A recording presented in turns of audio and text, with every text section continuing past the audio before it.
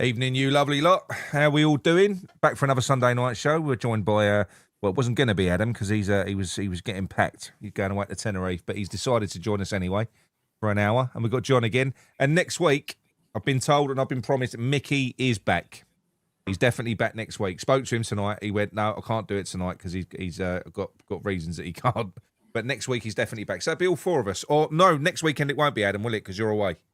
No, I'll be away, mate. I don't think the Wi-Fi in the hotel is going to be very good, mate. So I'll have to probably give it a miss next week. But Mickey's back, so yeah, be good. But you know, I'm only on loan anyway until he's back in, John. So yeah, just subbed in. Yeah, I didn't want to tell you. I didn't want to break the news, mate. We're not signing you on a permanent. I'm going to be honest. I'm the Lingard. I'm the Lingard of the group anyway, so it don't matter. Well, no, you've done well. You've done well in a short space of time, but I'm not sure you got the. I don't think you can take it to the next level. If I'm honest with you, mate. Has he not met all the criteria, John? Do you not think? No, he has. He has. But we've got a lot of similarities. We've got an Adam, basically you, just an older version. You know what I mean? Yeah. John, how are you? Only mate? joking, Adam. I'll sign you. I never. Look, I don't want to get straight into it, mate. But I've just been pissed off since 3:05 yesterday afternoon. I've never really get that. It don't usually ruin my weekend, but it sort of has. If I'm honest. Do you think it's apart because from I've that, seen the family's good and stuff? No, that's good, mate. That's good. Look, before we get into this anyway, everyone, if you're new to the channel, please subscribe, drop a like on the video, hype us up if that's all right. Before we start talking about the football, what I've seen, the reaction that I've seen, which is a pretty global reaction across every fan channel, all the socials, all of a sudden, everyone is pretty much aligned. It's like the pennies dropped. I think everyone's realised, oh, fuck, this ain't going to be good. This ain't good now. It does feel like the fan base have seen that and they've gone, oh, no. It was a bit humbling, wasn't it, yesterday? Because don't forget, Charlton were tipped to be fucking relegated as well, and they did with a very basic style of play, but effective. We couldn't do anything, could we? No. I mean, I was saying to Nick that I didn't catch the game yesterday, but I've caught up with the highlights and stuff like that. But we just look so fucking slow. So shit, mate.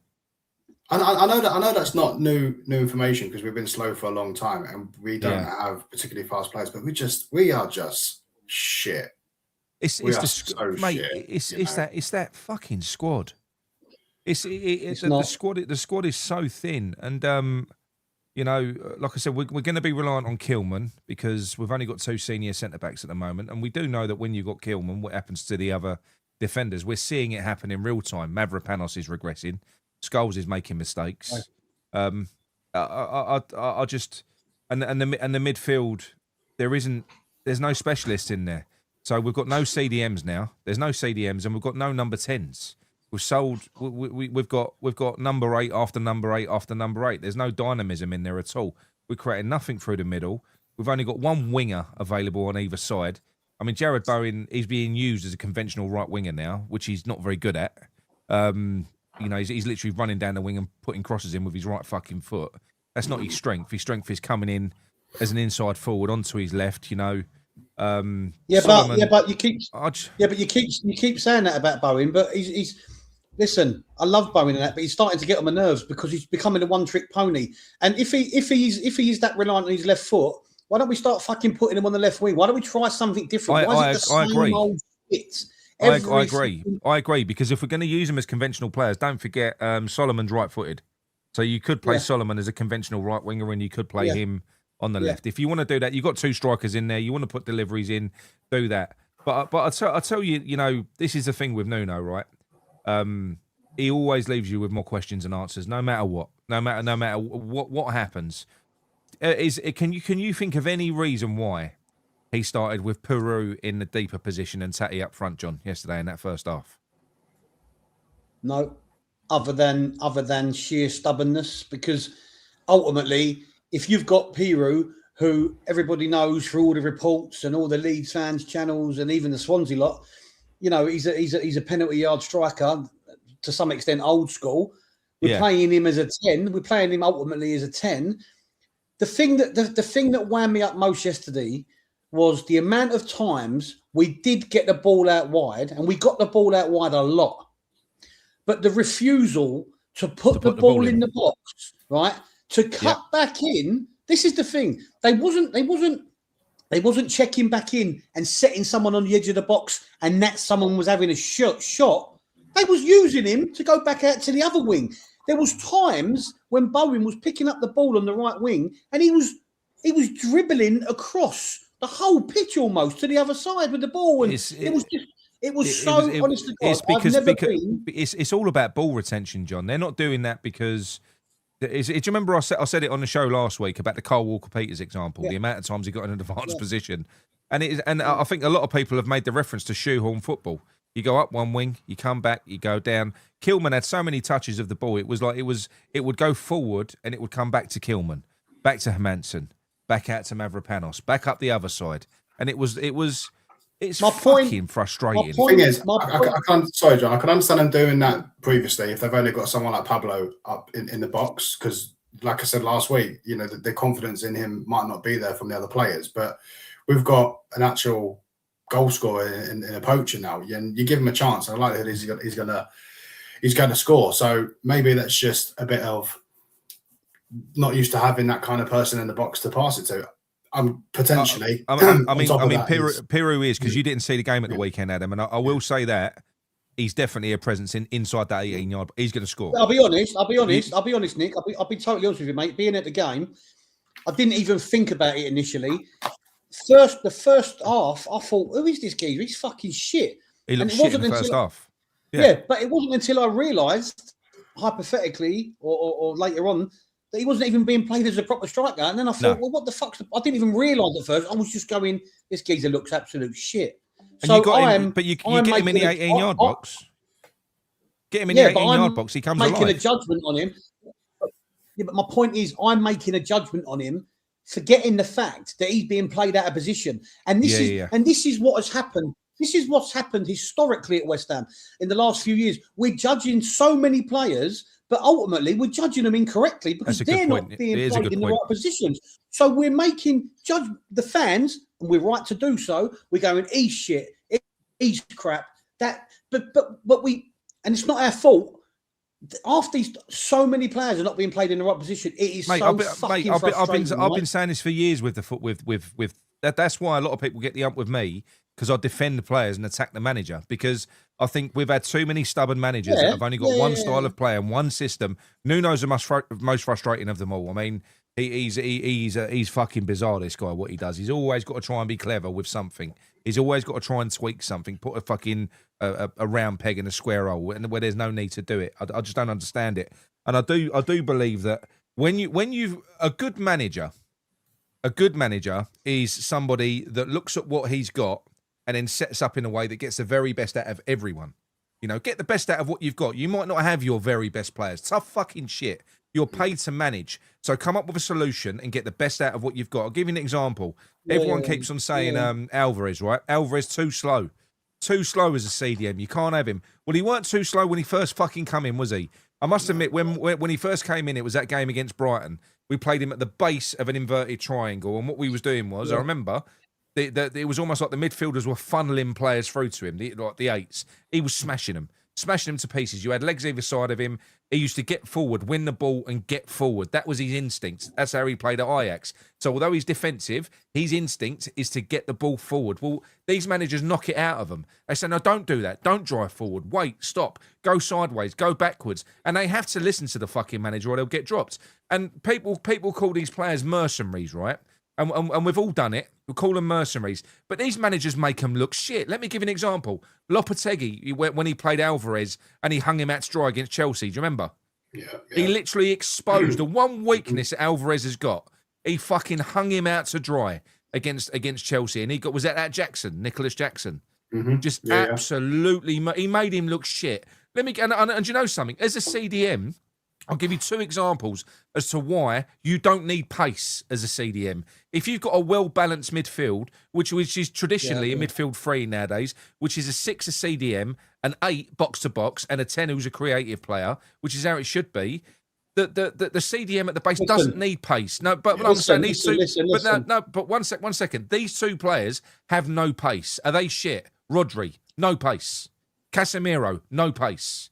You haven't You haven't even got to analyse it like that. All you've got to do is analyse yesterday's game. With all due respect to Charlton, right? They're one of the favourites to go down. On paper, and I know that means fuck all, on paper, we should beat them 3 or 4-0. But what you've got there is you've got a well-drilled team, you've got the players in the right positions, and you've got players that know their roles.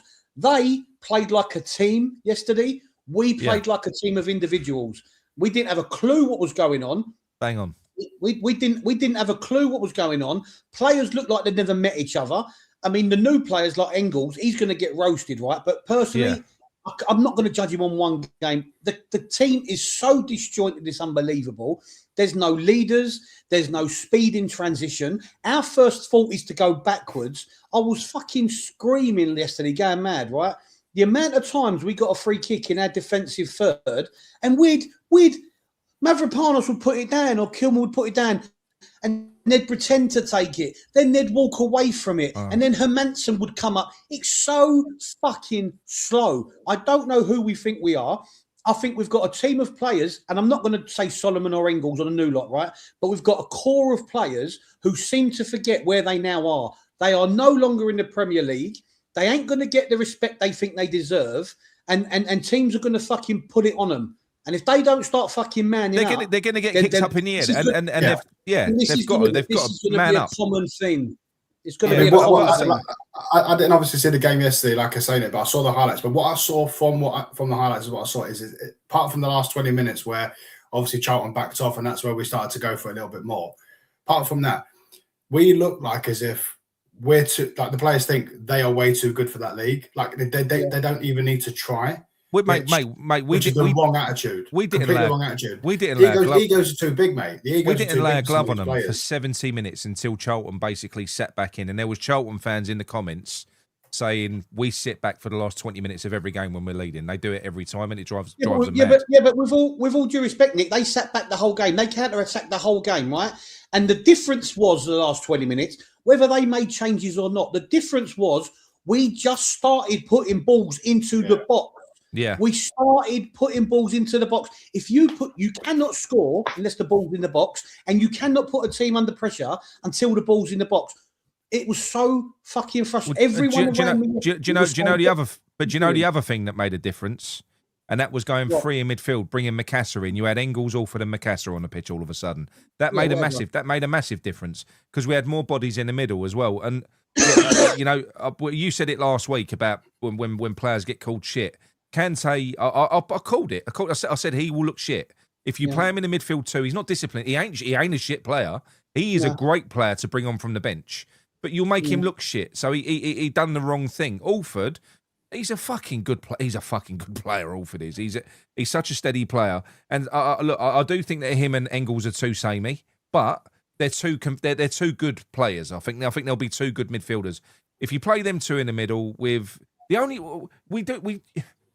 you need either a CDM or an attacking player. Maybe as playing as what we should be, the big club, maybe you don't need a CDM. Maybe if you've got Alford and Engels, you don't have the CDM. You have an attacking central midfielder. Whack Macassar in there. Attack fucking teams. I think maybe you need that. Listen, people are obsessed with stats. And yesterday's game proved that stats mean fuck all. We had 77% possession, and we were still second best. How can you have that much possession and still be second best? We was against Burnley, though. The thing is, it seems. Sorry, Adam. The thing is, against Burnley, people were saying, "Oh, we were so dominant in the first half," and I'm like, "No, we wasn't. We didn't create anything. We didn't create anything. Fuck all. No. The thing is, look at Nuno's time as a manager, not just at West Ham, but at Forest and before that, right? Taking Wolves out of the equation, where we had like a superstar team in a championship, but all the teams he's managed since, he's always won against. And you said this before, Nick, against XG. Therefore, his possession is a lot less. Yeah. Nuno cannot win if he has got to get control of the game. So having 70% possession ain't going to benefit him. Because he doesn't know how to win, he doesn't know how to utilise the ball. Do you know what I mean? So the worst thing that we can do is try to control it, even though that's what we need to do, because we are the team that should be attacking and go for a kill, because all the other teams are going to be sitting back and trying to defend against us. Yesterday was just everything that could be highlighted that was wrong with that club and team was highlighted. It was bad. There was honestly, I know we've had bad times over the last couple of years, but we've been in the Premier League. We've been playing against higher caliber of opposition. And again, please, Charlton fans, don't take that disrespectfully because you deserved that win yesterday. Absolutely, no, they fucking did. Of course they did. And if Tatty would have scored, it would have been a fucking daylight robbery, right? Yeah. So I'm not trying to take it away from him because you were a better team.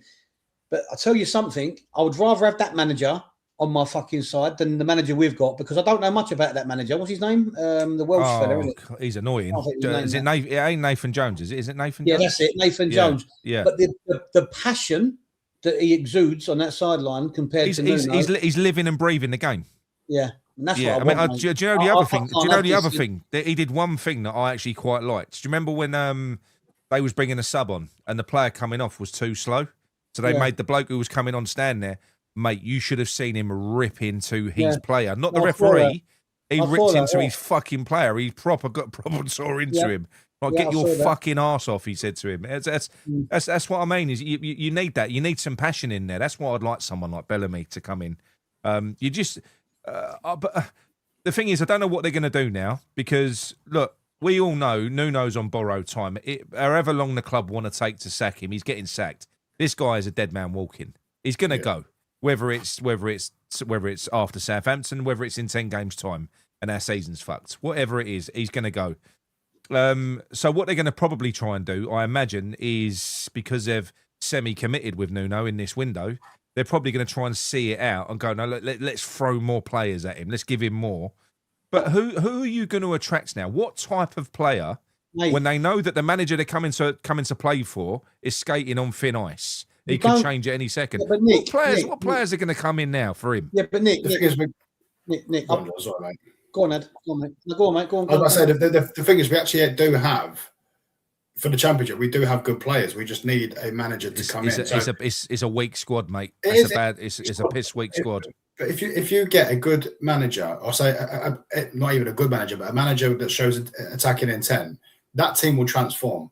I'm positive. Do you know what I mean? We don't need a world beater. I mean, someone like Craig Bellamy would be absolutely outstanding. That would be ideal. Whether or not he comes into a broken club that we are, remains to be seen. But all it takes is from someone just to come in, even promote within. Really, potentially that could even work. Just very quickly, I do want to say thank you to another fellow London club that done us a favour this weekend. And that's the Bees. Yeah, I must admit, I thoroughly enjoyed that. They absolutely battered Spurs, didn't they? Fucking battered them. But we can't laugh because it still didn't take the shit out of my day. I'll be honest with you. No. It made it a little bit more bearable. I think when you talk about players, what players are we going to attract to this club? What you got to remember is most players that come to a club know the managers ain't going to be there forever because managers have a short shelf life anyway, right? At this moment in time, we're not needed to go into that transfer window, and we don't need to go and get foreign internationals or any sort of internationals. If you looked at that Charlton centre back yesterday, I think his name was Lloyd Jones, right? Yeah. He was absolutely immense. He was immense. 6'3", 30 years of age, played hundreds of games in the Championship. That's all we need. We need players. I've said it from the summer when I started doing videos again. We need Championship ready players. I'm telling you. We need a couple of nasty bastards in there that are not going to tolerate any shit from the rest of these players. That's what I mean. We need someone that when you sit, because we'll go on to talk about your love child next, John. Please talk to me about Tatty because that bloke fucked me off yesterday. Come on. He must be starting to piss you off now, mate. No, he's not pissing me off. What I would say is yesterday, he did act up. He acted up a lot. I get it, and I'm not excusing that, right? Because I think all of them need to pull together, and we're only 2 games in. But he will have frustrations, and the difference between him and let's say Jared Bowen is that as an Argentinian, we know that they're generally quite fiery and quite emotional. I'm not excusing it, by the way, but he won't be able to hold his emotions in. And I don't agree with you when you're saying he's trying to get sent off. You said it yesterday, I think, in one of your videos. That's how I felt, mate. That's how I felt. Well, listen, I've not said that about him before, but watching him yesterday, mate, he was fucking me off. Let me tell you why. Because let me tell you why he was being roughed up. by the centre backs at Charlton. So this is where the players, they need to learn about VAR from both aspects. They've got to realise that they are going to get hit, and a lot more stuff is going to be. The referee's going to ignore it or let play go on. The amount of times yesterday our players would go down expecting a free kick, and they'd stand there throwing their arms up, and it wasn't just Tatty. There was loads of them doing it time and time again. But they also need to realise that they can go in a bit harder as well, because if you look at the first goal, that was. Kilman stood off his man and let him overhead kick that. I know. He stood there. It was pathetic. And we'll talk about the other one in a minute. Just going to pull up Daniel's comment here. Daniel DaCosta. He says we've got no one who can or has the bravery to pass forward, let alone the pace to get behind teams. I will say this, Daniel, and this goes back to what I was saying last week. I don't believe that is the case. I don't believe that's the case. Alford is a forward passer. I've been watching him for a long time in the under-21s. Engels is a forward passer. We've seen that from his time at Celtic. The fact of the matter is these managers coach it out of them. They want to retain possession. If you pass the ball forward, you run the risk of losing the ball and then it coming back at you. So it's all about control. And what control means is kill large portions of the game with you on the ball. It's like a defensive mindset, but with the ball. That's all it is.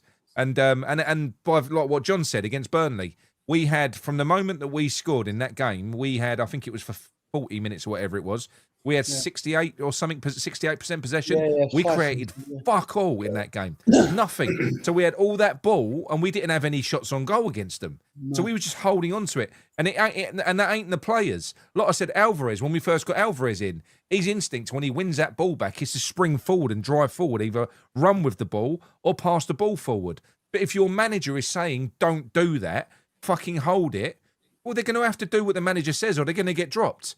So I do think that, going back to what John said earlier on, where we're all judging these players, saying they're no good, they're fucking shit, they're not up to it. I think they all need to be clean slated as soon as this manager's gone, clean slate everyone, because I think we might have a bit of a fucking muddied view of them all. Yeah, but you said Engels was shit after yesterday. I didn't say he was shit, John. I never said he was shit. It's just not an upgrade on Alford. No, really, I never said he was shit. I never said that. I said, I because you know for a fact the reason that because Alford was dropped to bring Engels in, so he was obviously brought in to replace Alford. He was definitely brought in to replace Alford. He is not an upgrade on Alford. I didn't say he's shit, but he is not an upgrade on Alford. I don't care what anyone says. Yeah, we didn't need to spend 22 million. Okay, well, if you didn't say he was shit, I apologise. I was a little bit. No, he ain't shit. He's not shit. He ain't shit. I'm just saying he's not. I think when you look at the gaps, we've got everywhere else. I don't think that's where we. Or do you know what? We spend that money on a creative 10, 22 million. Go and spend that money on someone who can fucking drive the ball forward. You know, but he don't want that, the cunt. He don't want it. He just wants. I don't know what Nuno wants apart from the sack. I think that is what he wants. He wants his pay. I was going to say that when you look at that, the fact is he's got a poacher in Peru, a number 10 in Tatty, but he purposely switched them around and played them in wrong positions. Now, first things first, who's Peru's agent? Has Nuno got anything out of this deal? Probably not. So he probably resents it a little bit. No, this is probably fucking Nils Coppens, mate. Yeah, because it's Scotland, isn't it? So we've got all the old boys, boys club. I know we've got Ryan here. Hang on. Congratulations to Ryan. He got married last week. Congratulations, mate. Congratulations or commiserations? Commiserations for his wife. Yeah. I tell you, saying he's fucking batting. She's a typical Aussie bird, nice and blonde. I said to him, he was going to invite me, but I said, don't. She'll jilt you at the altar if she sees me. Yeah, he's definitely punching. Congratulations, mate. Congratulations. Yeah. I do think Nuno is trying to get sacked. I do genuinely believe. Why? That. Why do you think he's trying to get? Why do you think he's trying to get sacked though? Just for a payout. Because you don't want to be there. He's done it his whole career. He loves a payout. When we got relegated. But the more you get paid out, the more you're renowned as a failure. So I don't think he wants to get sacked. Hang on. Who's had more payouts than anyone else in world managerial football? Mourinho. But look at the difference. You know what I mean? Yeah, but look at the difference. He's not going to struggle for a job, though, is he? What type of job? that remains to be seen. But he's not going to struggle to manage another club. But the reality is, I mean, the only reason why we got him was because he was free. You know what I mean? And there was a lot of things in the background that a lot of people could potentially benefit from. It's who you know, isn't it? In this game, you know. Yeah. So I do believe that when we got relegated and he came in, you know, on the Monday after we got relegated on the Sunday, I believe he was expecting the sack and was probably happy for it. You know, obviously that didn't happen, and I think since then it's just been I'm biding my time. I'm going to purposely do little things, not too obvious, you know, just to create a bit of unrest. Mate, it's so obvious. I mean, the Peru thing was fucking bullshit. That was. The only thing I'd say about you saying he wants to get sacked is this: we all said that Kretinsky made a beeline for him, and Kretinsky wanted him to stay and all that. So he must have had a discussion with him. No. Nuno must have had a discussion with the Golds. You'd imagine so. Look, he's pouting. That's it now. He gets a kiss. He's frozen at the wrong side. I fucking had enough of him anyway. Well, hang on. So he says he'll come back in a second. Right, John, you're frozen. Here he is. He's back. Go on, what was you saying? You just blew me a kiss. John, you're on mute. Sorry. Yeah. Sorry. You just froze pouting, blowing us a kiss. Okay, well, that's one for the women. They can screenshot that. What I was saying was, if we're led to believe that Kretinsky and whoever else wanted him to stay after relegation, if Nuno wanted to go during that conversation, he could have gone, "No, look, I've already fouled. I've got you relegated. Pay me out." Why would he then stay? He could have gone at the end of the season. I don't understand why you think he wants to stay and then get sacked a month couldn't later. go. They had a bilateral agreement where he could walk away and not take a payout. They had a bilateral agreement. So he could walk away. Why has that changed? So why is that, he hasn't been given a new deal. That wouldn't have changed then. No, by him staying, his deal was extended. The bilateral agreement expired over the summer. So words, you don't know what they mean bilateral. What does that mean? It means that either Nuno or West Ham could have decided to part ways. Fucking hell, LGBT. That's what it means. He's not going to walk away from, what is it, 10 million? I'm just bringing this comment up, Chris, at the Bobby Moore stand. Have you seen that video from Nuno where he was asked after the game? He got questioned on why Tatty was taking the penalty. And he said, who's going to be the penalty taker for the next games? And he said, I don't know. He leaves it to them to choose.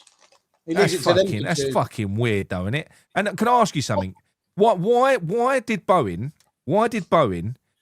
not take that penalty? And also, why when to defend Tatty a little bit when he had that Charlton player getting in his face? Why was Bowen not over there as a captain trying to get that bloke off of him? It was Veltman. Veltman ran on there and shoved that bloke off and said, "Fuck off, get away from him." Yeah. It was Veltman's going to be the next Dawson, I'm telling you. I can see a little bit of him. He's definitely got a bit. Do you know what? He's very calm. He had a calming influence on the back line. Yeah, he did. I like him. He looked all right. I thought Tatty was holding the ball. You know, when someone holds the ball until the other one comes along to sort of take the heat out of the situation. Yeah. But I'm not being funny. I'm going to be honest. I'd imagine Bowen's probably a little bit scared of Tatty. So if Tatty went to Bowen, I'm fucking taking it. I think Bowen would have gone, okay. Yeah, but you can't be like that. You got to show some balance. You know, I just think Bowen. Listen, I love Bowen. I'm not slagging Bowen off. I want him to do well. I want him to carry on being a legend. Whatever. I just think he's too nice to be captain. Yeah. I just think he's too nice. Do you know, that reminds me, John, of the story that Noble told when he had to bollock an Arnautovic. Have you ever seen that podcast? Yeah. And he had to firm it. He said, "Fucking Arnie's got up." He said, "He's massive, this geezer." He said he would have killed me. He said, "But I've had to firm it and go into him." And you had Cresswell laughing at him, didn't you, as he was walking out? And he went, "You fucking shit yourself, didn't you? You fucking shit yourself," because they got pulled apart. Was Cresswell from India? Yeah. That was a shit accent, mate. I've got to be honest with you. No, fuck off. You fucking shit yourself. Is that better? There we go. That's better. Is that better? Sorry. But yeah, so look, I mean, what possible when you consider the club came out, or however long ago it was, and they made the statement to say we're going to do everything that we can to get promoted at the first attempt. They're not you doing know, we everything don't they have can, no. are they? But what I mean is, but we're not going to sell all of our players. We're not going to do this. We're not going to do that. What possible excuse can the club have for sticking with Nuno now? Well, No, not at this stage. No, but what possible reason?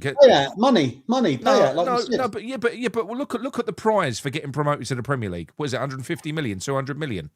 So even if it's 10 million to pay him off, if it gives you a chance to get promoted, that's fucking cheap. We didn't have to spend 22 million on Engels where we've got a player like Orford, so that money could have gone to better use and got rid of Nuno. Yeah. Simple as that. That's the reality. I agree with you. The only saving grace from Nuno, well, the only saving grace from Nuno, I said last week, was that you can get 8th and still get into the playoffs. But after yesterday's performance, I think we struggled to get into the top 8. I know things can change very quickly in football, but the thing yesterday that I took from it was that we are not ready for Championship football. A lot of the players have not got a clue about Championship football, and we're too negative. And if you saw yesterday, every opportunity, Charlton, every 50-50 they won, every second ball they picked up, their first fault was forward. I don't remember them hardly. Handful of times they might have passed the ball back to their keeper. They was just forward thinking all of the time. John, do not culturally appropriate Irish Tommy's accent, please. He says too much egg. Too much egg on the faces if they sack him now. Too much egg on their faces if they sack him now. Where's he from again? Where's he from? He's near Tipperary. I know he drives down to. What country is he from? He's from. What do you think he's from? He's a piss taker. No, what's his name? Irish Tommy. What country is he from? What's his name and where's he from? Yeah, but no, I think he's right. Too much egg on their faces if they sack him now. But I think maybe they are just I don't know. Maybe surely it's just a wing. But too much egg on whose face? Yeah, well, that's a good point. Who's making decisions? Who's making decisions? We don't know. We don't know. On whose face is the egg? Tommy, what egg is on whose face, Tommy? I'll tell you who's fucking going to have egg on their face, because apparently the people that are running the club is this fucking Varane bloke who we got in from Rangers, who then appointed his mate, Niels Coppen. Varane, the CEO. Varane, yes. Yeah. So we got Varane from Rangers, and then Varane went and appointed Niels Coppen, who he knew from Rangers, and then they've also appointed another guy from Rangers. It's the fucking old boys club again. Do you know any mates? Yeah, but football is, listen. No, it's bullshit, mate. I made the comparison earlier on, right? If I'm building an engineering team, I've got one engineer, and I say to my engineer, I need to recruit some more engineers. Can you give us any numbers? He'll give me some numbers. They'll all be fucking worse than him, because he ain't going to want anyone to come in that's better than him, right? So you're just going to end up with a complete load of... No, but it's true. You don't build like that. It's highly unlikely that the 3 people that were best for that role all was at Rangers. It is very unlikely. But also what you've got to remember that happens in business, whether we like it or not, this is what happens in business, right? Fucking nepotism. But Nick, listen to me now. A lot of your friends would have started off as business associates. They then become your friends. So you get used to working with each other. That happens in business. So that's not unusual, particularly in football. When you see a manager goes, 26 coaching staff go with him. It happens in football. And it happens all across the top to bottom in football. That's neither here nor there for me. And people are saying, oh, yeah, they're only going to link us with players in Scotland. So what? The Scottish Premier League is the same as the Championship, we're told, right? Levels. So if they get good players from there... About two clubs in that division, are? Yeah. Don't calm down. Hammer's Mike is in the chat. He loves Scottish football. He does, yeah. The thing is, with like the way the club's being run, we don't, like you say, we don't know who's in charge. We're led to believe it's Varane. We're led to believe it's obviously Gold and Kretinsky and everything else. Obviously, what we was told at the end of the season about Sullivan stepping down and the shares changing hands and all this bollocks, it's all lip service. We know the reason why that had come out. But from what I've seen so far, I don't think it'll be the worst thing in the world if none of them fucking own the club and Staveley come in and took the whole fucking lot. My only concern with Staveley is that she's working with Sullivan, and I think if Staveley comes in, Sullivan will still be there. But look, at this stage, I'll make you right. I'm over it now. I'm at the stage now where I would just like them all fucking out. All of them. Yeah. All of them. I mean, look, let's have it straight with Kretinsky, okay? Even since he's made that statement, he still hasn't attended a game since Prague, and that was in Prague. He hasn't attended a fucking West Ham game. You know, you don't see him there. Who do we see over there? Little bollocks over there again. And who was he sat next to? Varane. You know what happened? You know what happened? Sorry to interrupt. You know what happened Saturday on the big screen? Yeah. When there was about 10 minutes left and we were still 2-0 down, for some reason on the big screen they showed Sullivan. Yeah, and do you know why? Because he knows the new me. He would have instructed them to do that. He fucking hates that. Yeah, he hates the fans. He would have said, "Flash me up on the screen." But 100%, he is completely mugged us off. Completely mugged us off. He stepped back. He ain't stepped back from fuck all. He's still the major shareholder. He's still in control. He is. Like I said, he was sat there next to Varane and Niels Coppen. Yeah, maybe. Yeah, but the thing is, the regulators are looking at him now, aren't they? Or have been for a number of weeks now. So hopefully that's going to change a few things. Yeah, well, you got to hope so, but I don't know. I mean, he ain't been found guilty of nothing, is he? Like by law. Not regarding his personal life, but in regards to being fit and proper to be involved in the club, that's going to come down on him like a ton of bricks. Because I believe that's one of the reasons why we are struggling the way we are to try and sign players and this and ever, because gold and Coutinho get into the books and probably seen it's even worse than what we thought. Yeah. But what happened to the geezer we brought in short term for championship signings? What was his name? Recruitment. Fuck all. No more about him. No more about him. This geezer. I mean, I would have thought that he would have been used to sign players like what you was talking about. Mate, listen, that Lloyd. We're not going to get him now, but he's a prime example of the sort of centre back we need, the sort of player we need. You could pick up that Lloyd Doyle, whatever his bloody name is, Lloyd Jones. Sorry, you could get him for about £8 million at the start of the season. We could have gone in there and gone, "There's £8 million. We'll have him." That is peanuts. Like you said, we spent 22 million on Engels, and this is not a slight on Engels, but we probably could have got 2, maybe 3 well-established championship players for that money. No, we could have. I'm not slagging off Engels, by the way. I'm I know. But all this shit with Nuno as well, right?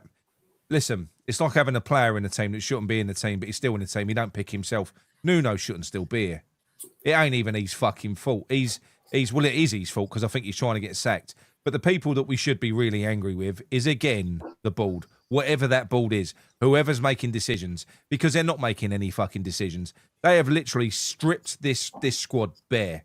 I mean, when you run through the list of players, which I'm not going to do because it's boring, but when you run through the entire list of players that have gone since January, it's fucking harrowing. And you look at what we're left with, and you look at how bare we are in certain areas. We lose one senior. We lose one senior centre back at the moment. We're fucked. We lose one left winger at the moment. We're fucked. We lose one right winger or one left back or one striker. We're fucked. If you lose a combination of them all, we're double fucked. Yeah, but the only thing I'd say about that is, like I said last week, is that most of them players that have gone would have gone if they had a good relationship with Nuno or not, because we're now in the championship, right? No.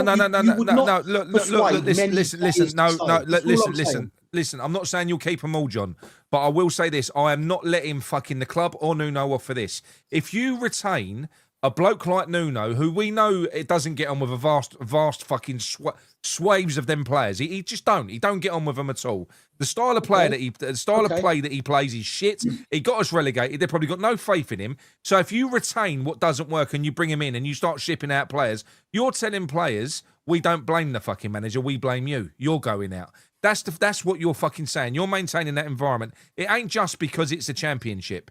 It's not. I know that's going to be. I know some will leave. I know. But that ain't the only reason, John. It ain't. If we put it this way, if we went down and we put Eddie Howe in the fucking dugout, would every player want to leave straight away? I don't think they would. No, I don't think they would. You've got a point there. I mean, I'm just thinking about. Okay, well, hang on a minute. Go on, mate. No, go. Sorry, go on. Sorry. No. I was just about. I was about to say, when you was on about selling all these players, obviously we are asset stripping.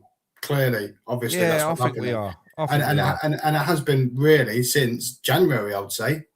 But if you look at previously, all the shit that happened at West Ham, we always blamed the manager, Moyes, Lopetegui, Potter. They were the fire blankets, wasn't they, for Sullivan? You've openly said that. They were the fire blankets. David Sullivan now has got the fire blanket being the fucking board. No, the board. Oh, the board, because we're not blaming Sullivan, are we, really? Because... I'll tell you something, right? If you want to talk about conspiracy theories, Adam, here's a conspiracy theory, right? I reckon it could be something as fucked up as this. This plays out, right? David Sullivan is currently the villain. We have the worst fucking window ever. We go on to have the worst half of a season ever. All of a sudden, the shares get sorted out. David Sullivan's bought a few more shares. It hasn't been announced yet, but it does get announced. Then do you know what happens in January? We start buying some big fucking shiny players that come through the door. And then do you know what? We go on and we smash the second half of the season. Guess who's the knight in shining armour? David fucking Sullivan. I mean, I do believe he is still behind all what's going on with West Ham, but because he is allegedly taking that step back, the fire isn't at him anymore, is it? It's at Kretinsky now and Gold or whoever's allegedly run their club. So he's got the board now being used as his fire blanket, even though he's the one that's probably still calling the shots. So will we be doing a petition to get Sullivan in? Fuck yeah, no. What I'm saying is this is all orchestrated bullshit, isn't it? I do because this is why I don't buy. Now, look, listen. If you gave me the option now, Black Country, and you said, right, Nick, if it can happen now, I would take Staveley. But my problem with it is that I don't even believe the Staveley bid. Because if Staveley was interested in West Ham, there is no way she would have bid when she bid. Because it basically destroyed any chance of us doing anything in this window. So her doing that harmed West Ham. But did it? Because, no, it did. But what it's done is it's given them the perfect fucking excuse as to why they have to sell everyone and the reason why they can't buy anyone else in. Because Kretinsky can't invest now because his shares ain't gone in. I wouldn't surprise me if all of this, the share stuff, I bet you nothing changes. It does make I you... bet it collapses. I bet it collapses. It does make you cynical. Of course it makes you cynical. So no convoluted story could ever be ruled out because... No. The thing is, though, yes, the bid from Staveley did come at the wrong time because, I mean, coincidence or not, it has affected us. But from what we've seen since then, and things not moving again, we're not hearing anything. I don't know if it's all going to be behind closed doors anyway until the share situation is resolved. But Kretinsky's still got the opportunity to buy these shares, and still they haven't. He's still got that first option. Yeah, Gold's the one to blame, though. The Gold family are the ones to blame. Oh yeah, no, 100%. But yeah, they could have just gone to Staveley. No thanks, we're still doing it with Kretinsky. Yeah, and Happy's got a point as well. Love to your mum as well, Happy. I'm glad she's doing well in hospital. Well done. Supporting. I don't know why I said well done. Because she's doing well. Yeah, no, not to her mum, but I'm glad to hear she's doing all right. But she says she thinks it's all to make Kretinsky look shit, and that could be it as well. It could be the fact that Staveley, Gold, and Sullivan are basically being disruptive. It could be. We don't know what's going on. We don't know what's going on. Any boardroom in any club, any business is always a power struggle. There's always a power battle, and this club, more than any other at the moment, the power struggle is fucking real and huge. Yeah. The problem is the problem with it is obviously it leaves the team and the players in and out and all that. It just changes everything so drastically and leaves the fans in limbo. So the thing is, it did come out looking pretty salty when it had been confirmed that Gold had sold her shares to Staveley. With the statement that Kretinsky had come out, he did appear to be a bit salty. So It may be designed to make him look a bit shit, but at the same time, Gold... It could also be a public circus. Could also be a public circus. Yeah, it could be. But Gold, it doesn't matter. Put that comment up from Gaz Hammer. What a load of rubbish! You take the best offer. Right, go on. Well, that's what I was about to say. Gold had every right to sell her shares to the highest bidder. I agree. I agree with that. That was her right to do so. Yeah. I agree with that. But what I mean is, if she had people want them to have the best interests of the club at heart. But ultimately, they are business people. And like Gaz Hammer, totally agree with you, mate. They will take the best offer, whatever's the best offer for them. And that's business. And we have to realise that. I said it last week. Take your West Ham hat off. That's business. And unfortunately, football is a business and it affects the fans and the club. Yeah. Yeah. But ultimately, she's the one that's fucked this up for West Ham, though. Who? Jez. Vanessa Gold, because she went back on an agreement. And I'm not saying that she's wrong. That's right. But the fact of the matter is, ultimately, she's she the clubs. If everything's true, Vanessa Gold fucked this up because she's gone. She's yeah. But from a selfish perspective for her and her family, she's done the right thing. Yeah. No, I know. I know.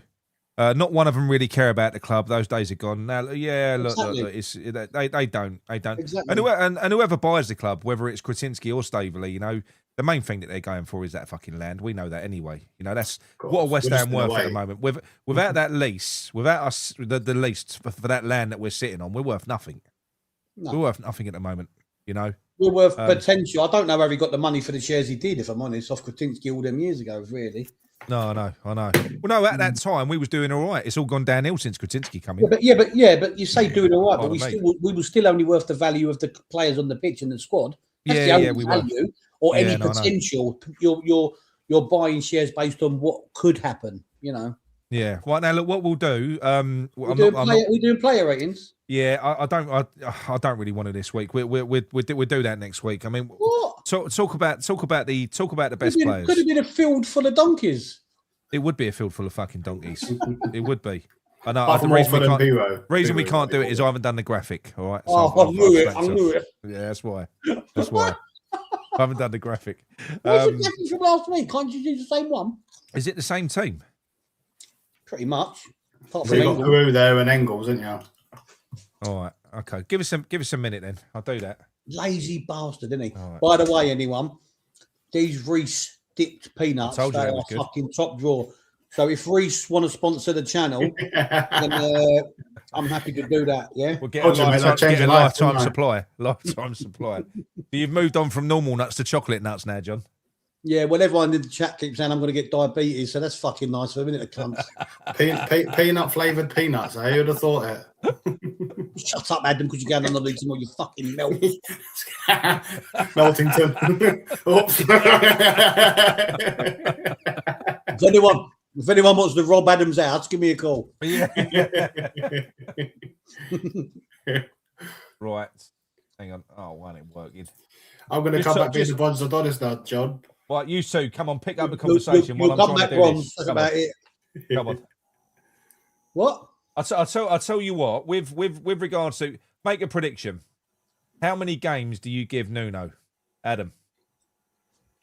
Who we got next? Is it who we got next? Watford, is it? Watford? We got right? Southampton next. Southampton, sorry. Yeah. Southampton in the cup. Watford, Southampton, Watford, Wolves, Derby. I reckon if we lose to Watford in the league, I think it'll be called in the week after and be given an ultimatum. And then it'll probably be the next game after that. So I'm going to give him 3 more games, including a cup game. Yeah. I don't want to see that. I'd rather him be gone tomorrow, but I just don't think he's going anywhere for a long time. The thing is, we're burning weeks. We're burning, too many opportunities to try and get up and running. The Championship, you need momentum, don't you? We're looking at the fucking table already, and you've got Millwall up there. They're going to be flying already. Likelihood is they're probably going to have a good season. If Nuno is still in charge by the time we play Millwall and we lose to them, that's it. That's game over. There's no coming back from that. How many points have Millwall got now? 6 points.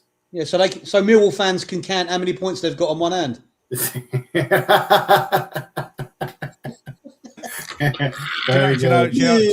you know what? I don't want to say this live on stream, but I made the mistake of watching their last game. I watched it on catch up. Watched the full game. Yeah, I'll tell you what. If something don't change, we're going to get fucked. But he's a very good. But Alex Neil is a very good manager for this level. Yeah, they're actually good though. They're fucking decent.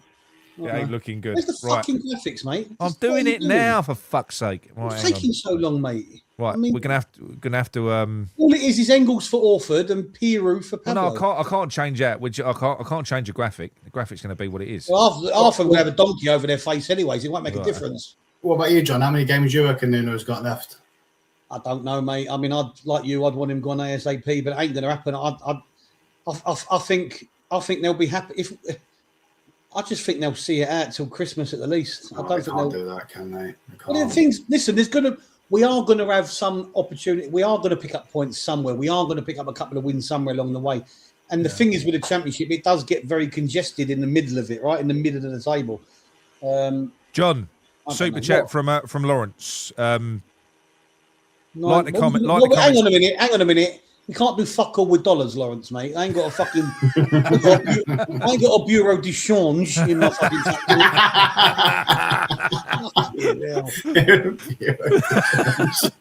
Like the comments, but our issue is the players. We continue to blame the managers for years.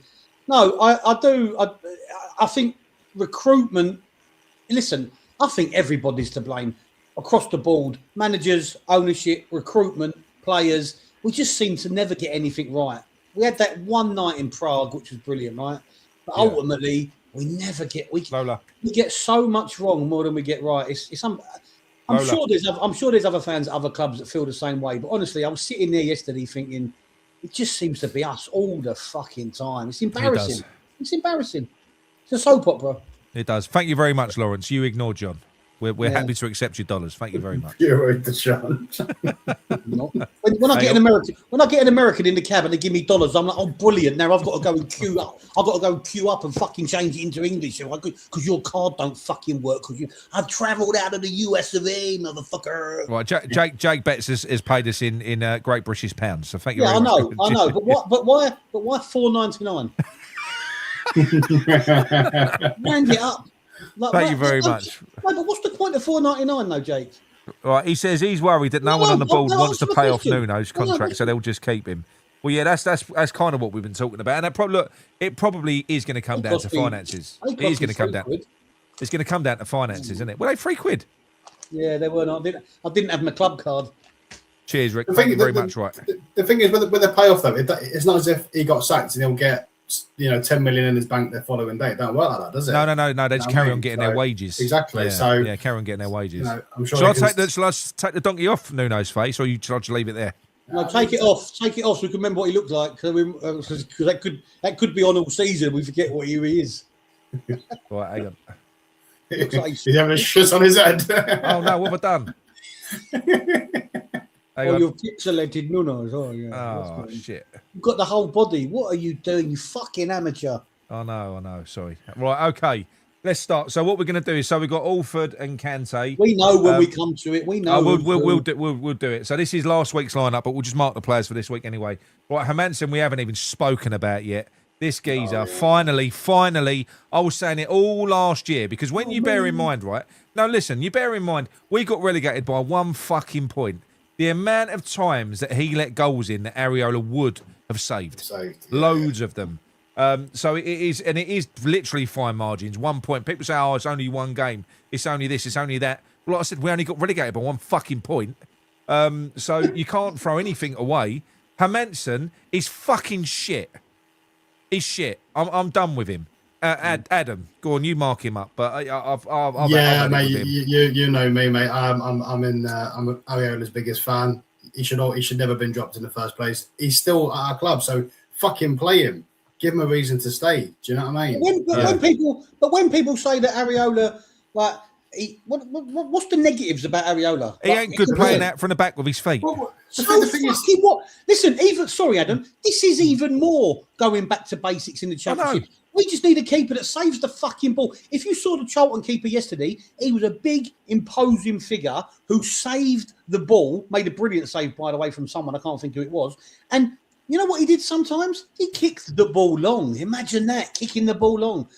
No, Hermansen for me is shit. Go on, Adam. Sorry, mate. The only thing that concerns me about Areola is when he did play last season, before he got dropped for Hermansen, he did concede a lot of goals, but I don't purely blame him. Yeah, but that was when our defence was in shambles. We had Kilman in there. Exactly. So if he comes in now and he's still going to have Kilman in front of him, he's not going to make him. He's not going to look any better. No. But ultimately, you've still got a goalkeeper that's got a longer fucking wingspan. That might be able to get to him. And also, sorry to interrupt you both. Sorry, but their striker yesterday, Leeburn, he was about 6'4". If someone's going to cross the ball and he's got Hermansen coming out to punch it, or Areola, he's winning that fucking thing every time. But who's he going to have more of an impact? Well, no, Areola's got the wingspan of a jumbo jet. Right. This is what I was saying last week against Burnley when we were treated and we was asking Burnley to put the balls in the box, and we've got someone like fucking Hermansen who ain't that kind of keeper to demand a penalty box. That's where you need an Areola if you're going to play that type of football. Do you know what I mean? So it doesn't make sense to play Hermansen. Not only is he a shit keeper, but the thing he's is, just not the right. He's not the right keeper for the system anyway. No. But the thing is, it's not even about our system. It's about the teams we're going to be playing against system. They are going to go long. They're going to put the ball in the box, and these championship teams will always have a lump, at least one lump up front, and they'll have lumps. They'll have lumps at the back. John, Joe the Hammer says, "Sorry lads, the tactical channels have told me that he's a good keeper because he does short passes out." Yeah, what fucking tactical channels? Name them, Joe. Name them now. Do impressions and all sorts. Yeah. So we've got a midfielder in goal then, basically. Basically, right. Score him up. I'm giving him. He should have saved both goals, in my opinion, especially the first one. Fucking hell. So, fuck it. He can have a donkey. I don't like him. Fuck him. Score. Give him a score. He can have a 4. He's getting a 4. Okay. You're eating 4 sausage rolls. You're eating 4 sausage rolls. Good lad. Fucking 4. Let him eat 4 sausage rolls. Leave him alone. Yeah, Pete. Sorry, I thought I was on mute. Sorry. Yeah. Go on. What's going on? Hang on. You give him a donkey. Yeah, good lad. James MC says, just saw Palace want Bowen for 50 million. Nah, Is there any? No. I'll tell you what. I'm going to say this much now. If we could sell Bowen and get someone, if you could sell him for 50 million and go and get someone, go and get someone like 3 or 4 players. No, you go and get 3 or 4 championship players. Yeah. If you can do it, because is it going to hinder us having? Well, it can't hinder us having Bowen here. But are we getting the best out of Bowen? No. Is it factual though, Nick, that allegedly he's got this buyout next season for 15 Cheers, million? mate, as well. Thank you very much. Apparently it's 15 million at the end of the year. 15 million at the end of the year if we don't go up. So you'd sell him now. So no club in their right mind is going to spend 50 million on him. Based on what we've just seen in the first 2 games, it's unlikely we're going to get promoted. So if somebody did come in with a 50 million offer, you'd have their fucking hands on. Take it, absolutely. Yeah. Right, so Skulls, John. Listen, I know I lambasted people on social media for slagging him off, but it's not about slagging him off. Like I said, you can criticise him. It's the language used towards him, right? And not just because he's one of our own, but yeah, it is because of that. And I had a row with someone in the stands yesterday because when he got subbed off, some bloke stood up and went, "Thank fuck for that." Clapping his hands. Apparently, he got literally a load of shit going off. Yeah. Applauded off, which is disgusting. Now, well, because my point is with that is, I can't stand Pablo. I can't stand Hermansen. I don't boo them. I don't clap when they get subbed. I don't clap when they get injured. If you're doing that, why do you think that the youngsters fair game for that is ridiculous? Anyway, he was poor yesterday, right? He started. I thought he actually started all right in the first half, alongside behind Solomon. They were overlapping quite well, right? But it didn't last too long. I'm going to score him accordingly. He dived in. He made another rash challenge. He got booked and he got brought off shortly after. The thing is with Skulls, you can see that he's mentally, football-wise, mentally still a little bit immature.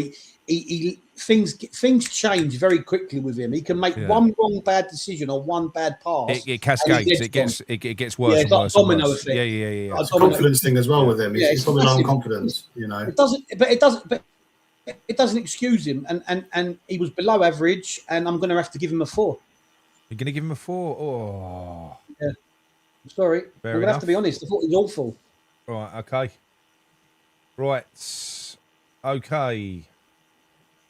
Hang on. That's that one. Right. You can have Kilman. Right, well, Max Kilman, I thought, I said it on a review, he always seems to come out not smelling the roses, but everyone else crumbles around him. This is how everyone else gets dropped, and you always end up with the same problem.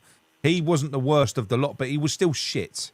Like you said, you know, with the first goal, absolutely fucking bottled it. Was backing off of defenders running at him. Do you remember the one where their 6'4" fucking striker, who ain't the quickest in the world, ran at him? Oh, he went past him easy. It was just lucky that the geezer fucking. Do you know what I mean? It weren't like this geezer ain't got the best feet in the world, and he literally lost fucking Kilman. Yeah, I agree. He worked a yard of pace, gone through. And there was and they won so many fucking headers. He's 6'5". He's massive. He won so many headers. He's getting a donkey as well. He was shit. He was the best. He was the best of the back four, but that ain't a high bar. No, it's going to be a field of donkeys, isn't it? Right. Okay, Adam. I'll tell you what. You can't score this one, Adam, because you didn't watch it and you didn't sit. So I'll give this one to John because I saw the highlights, but I did see. He saw the highlights, Nick. Why is he not allowed to score, mate? No, because he was so bad. You need someone that saw everything that he did. Did you see all of his bad points? Well, I was going to give him a donkey anyway. Oh, go on. That's fine then. That's fine. Yeah. Go on. Yeah. So I've just ruined it, but I was going to give him a free because I think he was shit. What I saw. Yeah, really bad. Really bad. Well, obviously, we don't need to go into the reasons. And I love Mavro, shit. but you do it on a game by game basis. Yeah, absolutely. You know what I mean? He's regressing so badly, and it's no coincidence. It's ever since Kilman's come back in next to him. That's the reality. Yeah, but you can't. Yeah, but you listen. The only thing I'd say about that is you can't blame Kilman. If you're a top class, he's an international defender as well. I get that. But mate, hang on a minute. Hang on a minute. Hang on a minute. I'm not dispelling Kilman. My point is, where's his fucking mouth? Where's his leadership? Why ain't he grabbing the ball by the horns? Why is he not telling the back four to get up? Why is he not fucking orchestrating? It's too quiet back there. And his balls are shriveled up. That's the problem. He's a Greek international. He plays all the time for Greece, so he ain't no mug. Well, I'll tell you what happened. You might not have seen it at the game, but just before he made that mistake, we had a set piece up the other end, and he was getting in a right tussle with someone. This geezer was getting under his skin properly. They was getting right under his skin. But this comes down to ego again because these players think they're too big for the championship. Mate, these championship players, right? They're coming up against these players. They don't give a fuck if you was Premier League last year. They don't care if you got more talent. They're going to boot you up in the fucking air. Let me say something. You know the goal that he conceded where he got caught, right? Yeah. He run back. He won the ball. He divered on it. The geezer he won the ball from came from behind him. Now in the Premier League, Mavropanos may have thought in the Premier League, I'm going to get a foul from that because he came from behind him. But in the Championship, the referee let it go. Mavropanos was like, That's a good point. Mavropanos was a little bit like, what the fuck? Why is that not a free kick? And then started to run back. Yeah. I think Mavropanos probably thought, if in the Premier League, I ain't got the time to fuck about. Because I don't think, because these players in the Premier League are better quality, more switched on. So he probably wasn't expecting, because again, it comes down to ego, doesn't believe that he should be in this league. That's what I'm starting to see. Well, that's what I saw from that game anyway. But he's having a free. He can have a free for me. Okay, that's fine. So he gets a free. Right, Cole Walker-Peters. Yeah. He was shit. He was absolutely. He got rinsed. He got rinsed time and time again by that. Who was their number 7? Campbell. Fucking hell, that geezer had him on toast. He did. He had him on absolute toast. I know he's a good player, but he had him at whenever he wanted to. He just got past him. Also, he got caught on the ball. Didn't lead to goals, but he got caught on the ball twice. Yeah, really fucking poor. He was shit. I mean, that is one of the. We talk about Scholes. That was bad. That was, and the thing is, he's been quite reliable, but for an experienced, he has. But for an experienced player to do that, he was shit. Really bad. I don't think he was shit last week. I don't think he was as bad as he was today. Personally, it was worse yesterday. But against Burnley, he was getting done for pace constantly by that Strand Larson or Brand Larson. Yeah. Also, I know I'm going to jump forward a little bit and talk about Bowen, but I'm not going to score him. But what I noticed yesterday more than once was that Cole Walker-Peters was getting doubled up on. He was having to get 2 men running at him, and more than once Bowen was jogging back, and that frustrated me. Yeah, do you know something? In the first half, Bowen was an absolute fucking disgrace. Yeah, he was. He was a disgrace in the first half, but in the second half, he came out. It's like he'd had a rocket up his ass. Well, I think he needs to look at himself in the mirror, because you don't need a rocket up the arse. If you're captain of West Ham United and you love the club, then you know when you've had a good or a bad performance, and you've got to get your arse in gear. You've got to lead by example. But Bowen's got to be putting the tackles in. Bowen's got to be busting the gut to help out his team. That's it. That's how I see it. Yeah, sorry to interrupt you. I'll tell you what. We'll go straight to Bowen. You just started talking about him, so go to Bowen. Go on, John. Yeah, he was a shambles in the first half. He was a disgrace. I felt it was quite interesting yesterday, in particular in the first half, that we were using Solomon far more than Bowen. Now, whether that's players were looking for him, weren't they? Yes. And whether that's because people are thinking, Jared's not on it, or whether that's tactics, I don't know. But Bowen was insignificant yesterday. Carl Walker-Peters, the only time I knew he was on the pitch was when he either give it away or he was chasing back a ball over his head. And I'm not excusing him from it, but Bowen was doing fuck all to help him out. Yeah. Absolutely nothing from a defensive perspective. And I highlighted Bowen at the start of the season as somebody who knows the Championship and he knows what you've got to do to be in the Championship. And in fact, he played so well in the Championship, he got his move to West Ham. So he needs to show it. He needs to show it. So I'm going to score him. He did get better in the second half. He had a shot that narrowly went wide. Oh, mate, I'm on the cusp of giving him a donkey. He was shit, I thought. I'm going to give him a 5, but only because he got better in the second half. I'm going to take his donkey just away. Okay. If he would have carried on like second half would have been like the first half, he would have been a donkey. Okay, right. I'll move on to. I'll move on to. Oh no, this is Adam. I'll tell you what, Adam. Do you want to do Solomon? No, I'll do Kante, mate. I'll do Kante. He weren't in any of the highlights, I don't think, but he was shit. I did. No, he was. I did see. I saw like extended highlights. I saw enough of it to make an opinion. He was so bad. Yeah, he's going to get a donkey because he's got a touch of a fucking donkey in that game. That's the reality. His first touch was horrendous. He was just too. It was that position, mate. He can't play that position. You've already highlighted it in your video from yesterday, anyway. Yeah. He can't play in that position. He's not a shit player. We know that, but he's got a purpose. He's the player that you bring on like an impact player later in the game. If you're chasing it, throw him on in that sort of advanced position in front of those two in midfield. Throw him in there and just say press, run, cause fucking murders. We've seen he's got good feet when he's on the ball. He's had a couple of assists. That's how you use him. Yeah, absolutely. And he'll look good. But don't do that to him. Yeah, he just ain't ready. He's not ready yet. We don't see what goes on behind closed doors, training week in, week out. You would hope that, the coaching staff at least pick up on what he's good at and try to play to his strengths. That didn't happen yesterday. And unfortunately, because of that, made him look shit. That's not his fault. He was literally shit. Yeah, he's it's not his fault. He's just doing a job he was told. But unfortunately, he's going to get a 4. I think he was fucking crap. He was poor, mate. He was poor. Right. I'll do Alford, even though he didn't start it. Engels could be James Ward-Prowse. So I'll do Alford over here. Alford for me was an absolute shining light when he came on, in an absolute shambles of a fucking team at the midfield. He was disciplined. He was dropping back when Carl Walker-Peters was moving forwards. His range of passing is fucking exquisite. Honestly, he was spraying the ball all over the place with precision. He's calm. He's good under pressure. He feels like he's press resistant. He's got players up his arse. It don't bother him. He's got good awareness. He knows where players are that are coming at him. He is a good midfielder, and the ceiling for this boy is fucking high. It really is. He's 18. We have to keep playing him. I just think that the way that he came in, he calmed us down. He was really important to us, and he was one of the reasons why we were so much better in that second half. So for me, for that performance coming into that shambolic fucking team, I'm going to give him an 8. I'm giving him an 8. I thought he was fucking brilliant in the circumstances. I'm giving him an 8. He got dropped, John. He didn't deserve to get dropped. He got brought back in, and do you know what? He fucking brilliant attitude, perfect. He didn't deserve to be dropped.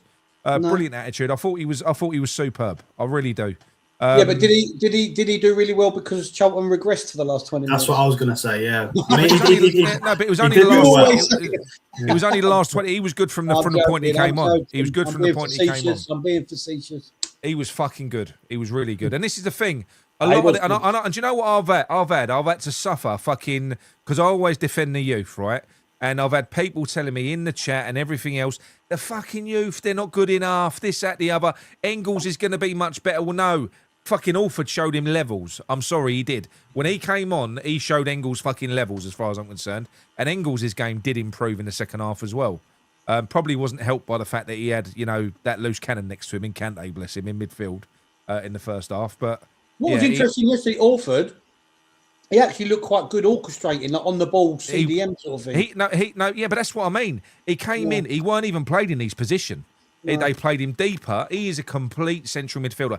He's an attacker, and I tell you what, that kid's got an eye for goal as well. You give him a sniff of a fucking the sight of goal, he scores loads in the under-21s. He is a fucking class player, absolute class. I spoke to a guy in the academy. I can't think of his name now. He weren't sort of dismissing Potts or anything. Rave? But I was raving about Potts. But he said, wait until you see Alford. That's what he said to me. He did say that. He said, wait. He said Potts is great. They're different players. Potts is a CDM, but he said, wait until you see Alford. He said, this kid's different. So they've got to stick with him. They have. Right. John Solomon. I thought Solomon was the one shining light throughout for me. I thought he had I thought in what was a shit team performance, I think he stood out a lot. I think he wanted the ball. I thought he was on the ball a lot. He was tricky. He did frustrate me first half with not putting the ball in the box. But that is probably, like you say, under instruction. Shut up, Henry. Solomon's good. Fucking idiot. He don't agree, does he? But I just thought he was the one shining light throughout. I thought he was consistent. And in what was predominantly a shit show, I think I'd give him an average score of 6. High 6. High 6. Okay, What's that noise? What's that noise? Is there a fan? I don't actually know. It ain't me. Is that Adam? 1 minute. Let me. Is it a buzzing? Buzzing. Yeah, it's my laptop. It's just doing a bit of an update in the background. All right, no worries. We can put up with it. It's fine. We're only doing this. Oh, my laptop's updating in the background. Right. So I'll tell you what. We'll move on to James I'll never Ward-Prowse. say sods to me again in public. Right, Adam. We'll move on to James Ward-Prowse, who is Engels. Right. Yeah, I think it's hard to judge him on his first game in a shit team. Probably. I thought he was decent second half. He was. Yeah, well, yeah. I mean, he obviously. Can you let him fucking finish his sentence for scoring someone? Sorry. Fucking hell. He improved obviously since when Orford came on. I don't obviously, it's hard. Like I said, it's hard to judge him on his first game, especially in a shit team with majority of the players, not playing. Do you know, Joe, Hammers Mikey is so biased with anyone that comes from Scotland. Yeah, but he's not even Scottish. He's not even Scottish. I mean, I think there's potentially a player in there. I can see. Again, it might coincide with obviously Charlton, regressing and going backwards. But Orford and Engels seem to look like they had a bit of sank potentially that could work in the future. Yeah, they did. But I'm not going to judge him too harshly. I'm not going to give him a 9, but I'll give him a 6 because I think all I'd say about the whole last 20 minutes they regressed. No, I tell you what it was. We just put the ball in the box because in the first half and up to the fact of when they did retreat even more than we did, we still had the ball on the wing. We just refused to put it in the box time and time again. Yeah. So I don't think it was anything down to them regressing. We were just crossing the ball. Yeah, but what we're trying to score. Yeah, but if you do look at Charlton, which I don't do obviously regularly, but allegedly they do tend to go sit back the last 20 minutes, don't they, of every game? So they say, yeah. So that's probably obviously expected that's what it was going to do, especially when they're being 2-0 up. But yeah, I mean you are right. We did start attacking a bit more, putting the balls in the box. That changed the mentality a little bit. But yeah, anyway. Would you reckon for a score, Adam? 6 for me. Yeah, that's fine. Adam, people in the chat want to know what sort of laptop makes a noise like a vibrator. Don't know, mate. It's going fucking mental, mate. I know that much. No, it's gone off now. It's because I've lifted it up. Now it sounds like a fucking toothbrush. An electric toothbrush. I can't hear it. Right, okay. So let's move on to. I'll tell you what. I'm going to do Tatty. I'm going to really upset John. Here we go. He was fucking shit, John. I'm sorry. I thought his attitude stunk. We can't slag everyone else off and give him a pass because he ain't getting service. I think he thinks he's way better than what he is. He's like you said, he's coming up against these championship defenders. Don't touch me. Who do you think you are? Do you know who I am? I'm Tati Castellanos. I'm fucking world class. I'm Lionel Messi. No, you're fucking not, mate. He had 3 of the softest headers I've ever seen. Good chances. Honestly, he gets up well, but the headers were shit. He had a great chance where Scholes put in a really clever deep cross in towards him, which got flicked over him to Bowen. Bowen dinks a ball over the top. It ain't the easiest chance in the world. Did he hit the target? Did he fuck? No, he didn't. So he did get chances created. His attitude fucking stunk, and he deserves a fucking 2 for the dive alone. Have you seen the dive? Yeah, no, yeah. It is his the fucking worst attitude, dive man. I've ever seen. And he was trying to get fucking sent off. He was wasn't. raring No, he's not trying. with He's everyone. not trying to get sent off, but he will lose his head. He'll lose his head. We've seen it before. He'll lose so his head. poor. I'm sorry. So What? poor. I said he was so poor. Listen, just because I like him, don't mean I won't score him. I agree. He was a donkey yesterday. But, you know. And unfortunately for Piru, he's got to be Pablo Felipe. Well, you know what the difference is? Piru scored after one game. Do you know Piru's stats for shots on target and goals is more than what Pablo's achieved in 7 months? It's not that hard to believe, though, is it, really, when you've got a proper player in Peru and you've got a fucking delivery driver in Pablo? It's not hard to believe, but when you realise it's 7 months. 7 months, yeah. It's not acceptable, is it? So, John, scorer Pablo Felipe, a.k.a. Piru. I said to you, didn't I? First half, I was thinking, this geezer's fucking shit. But then I realised he weren't playing up front, right? He had a couple of chances second half. He did have a free header that he headed straight at the keeper, which was very disappointing. I think that would have made it 2-1 earlier on than we did score. But no, look, he scored on debut. He was a bit of a pest when he was in the box a bit more. You know, hopefully, I mean, maybe the fact that he wasn't playing as a conventional number 9, maybe that was why we weren't putting crosses in. I don't know. But with him in the box, you should be putting crosses in a little bit more because he looks like he knows what he's doing more than other players. So he wasn't exceptional, but he looks like... Do you know what he is? He's got a presence. He certainly ain't alive outside the 18-yard box. I know that much. But inside the 18-yard box, he's got good movement. He sniffs out space, and he has got a decent finish. First half, he kept coming deep, and I'm like, why is he fucking coming so deep? Obviously under instruction, a bit like Harry Kane, coming deep. And I'm thinking, stay in the box. But I think he scored on debut. He wasn't brilliant first half, but he wasn't playing in position. Second half, he was slightly better. Yeah. I think I'll give him a 6. Yeah, and apparently, according to the Leeds fans' comments, because I said, how did I describe him? I said he's good inside the 18-yard box and shit outside of it. And they said that is the most accurate description of what Leeds fans have seen from him for 2 years or 3 years. So what you're trying to say is your assessment of him was perfect? Basically, yes. Bang on. Yeah. Bang on. All of the Leeds fans that watch us said that your analysis... All three of them. So you're always right, Nick. You're always What was your fucking score for Pablo? 6 for Piru, I said. Piru. Right, okay, sorry. I'll tell you what, we've got Veltman down here. I thought he made a bit of a difference, Adam. Yeah, he was all right. I liked him. I think he made the defence a little bit more stable. He had a gob on him. Yeah, I liked what he did with the penalty when that geezer was trying to shit up Tatty a little bit. I like that. I do think he's probably going to be the new Dawson. Said that earlier. Well, I do think he's going to be all right. What we need for the championship. So. I'm going to give him a 6 as well. He's a bit like what you said earlier, Nick, about getting top draw players, getting Premier League players who are near the end of their career, getting them to drop down. I think he's captain material. A lot of the because I didn't know much about him. So what I did do when we signed him, I looked on all the comments on the West Ham post from Brighton fans. They fucking love him. They absolutely love the geezer. Yeah. And they did say he's a proper leader. He's got leadership qualities. He came through at Ajax, I think, didn't he, or PSV? Yeah. That's the thing. So Veltman and apparently Veltman and what's his name, Alvarez, have played with each other at Ajax. What?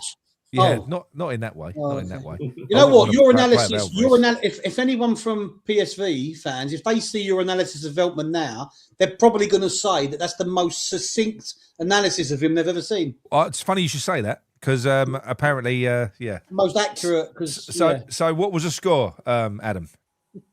6 for Veltman. 6. Okay. Every time Adam scores, you have to interrupt him or get involved. I can't help it. I'll get excited. You know what he does? Basically, Adam, he wants us to start a conversation. Basically, Nick wants to score everybody. Yeah. You've only just realised that. Are you saying I'm trying to rig the scores? I'm trying to affect it. That's why he spoke about Tatty. That's why he didn't want you. He didn't want you to speak about Mavropanos. No, Adam said before we came live that he hadn't watched the game. That's all it was. So I thought Mavropanos' mistakes. He might not have seen them all in the highlights. Also said he's watched extended. Okay. Extended highlights. All right. Okay. Yeah, that's fine. Just trying to be helpful. And Nuno, should we just put? Let's not even talk. No. Diouf is Macassar. So Macassar came on as well. I thought he looked good. I thought he was. I mean, look, not amazing, but I'll tell you what. Couple of good moments. He carried the ball well a few times. Really good instinctive shot as well, and that was a blinding save from their keeper. A really good fucking save. So you're right. Yeah, really good fucking save. That would have been a good goal. That on his debut. So I'm going to give him a good solid 6 for that. He weren't no Alford, but I do think that there was some good interplay between him and Alford and Engels. I think that three could work quite well moving forwards. I'd like to see that. Like, for instance, against Southampton. What's the Macassar. Divine Macassar. So if we play when we play against Southampton, that's what he should do. He should play Engels, Alford, and Macassar in the middle and play a 4-3-3. You know, 'cause he's got to bin this fucking 4-4-2. It don't work. It's not even a 4-4-2, is it? It's a 4-4-1-1. Yeah, I know. I'm going to give him a 6 anyway for Macassar. Right, moving on to John. Moving on to Nuno. I'm not even just donkey. I don't want to. We spoke about him before. We done the ratings. 0 donkey done. Adam, you got anything you like? You got anything you like? Nah, I'm just cover his face. Cover his face. Yeah. Right, fuck off, Nuno. He embarrassed me. He embarrassed me yesterday. He's embarrassed us all. But you know, he embarrassed more than anyone else. Fuck it, himself. He's. I mean, he came out and gave a really kind of underhanded apology, didn't he? He apologised from us all. We should say sorry. No, we should say sorry to the fans. You know, we'll say sorry then. Don't say we should say sorry. Fucking get on your knees and apologise. Well, but by saying we should say sorry, he has said sorry, isn't he? Not really. It was underhand. It was underhand. Yeah, backhand apology. I don't take an apology from that. I don't give a shit about apologies anyway. I don't care. No. It bores me. They don't mean much. Yeah, so he's got a fucking 0-0-0 donkey on his head. 2 weeks running. Well, not 2 weeks. 2 games running. 2 games. So, Adam, do you want to stick around for the phone calls or do you want to get off? I'm going to get off, fellas. I've got an early start tomorrow, so... No worries. But thanks for having me on. Well, very early. Where are you going tomorrow? Golf tomorrow. Oh, golf wanker. Yeah, golf wanker. But then I do have an early start on Tuesday, so early flight. But yeah. Where are you going on holiday? Tenerife. Tenerife. What are you wearing? People. Yeah. I'm going with people, right? So. Who are you going away with? What's the problem? What's wrong with me asking that? Friends and family. Oh, why was I not invited? Well, you didn't reply to my message, mate. You was invited, but I know you don't like playing golf, so. Oh, golf's for wankers. Sorry, golf's for wankers. Only joking, Adam. I will miss you, mate. Have a nice holiday. Enjoy your golf. I'm only pretending. Yeah. I know, mate. I know. Anyway, thanks for Adam. having me on, boys. Cheers for that. Mickey's back next week. Thank fuck. Cheers, fellas. See you later. See you later on, Yeah, mate. only joking. Take care. Right. And then there were 2. Right. Let's see who wants to phone in. You put a number up on screen, or you just going? How do people know your numbers? No, there's quite a few that want to phone in. I've had a few messages already. Oh, people want to phone in and talk about the shit, do they? Yes, they do. He wasn't invited. High tech, Adam. High tech. I was invited. No, you wasn't.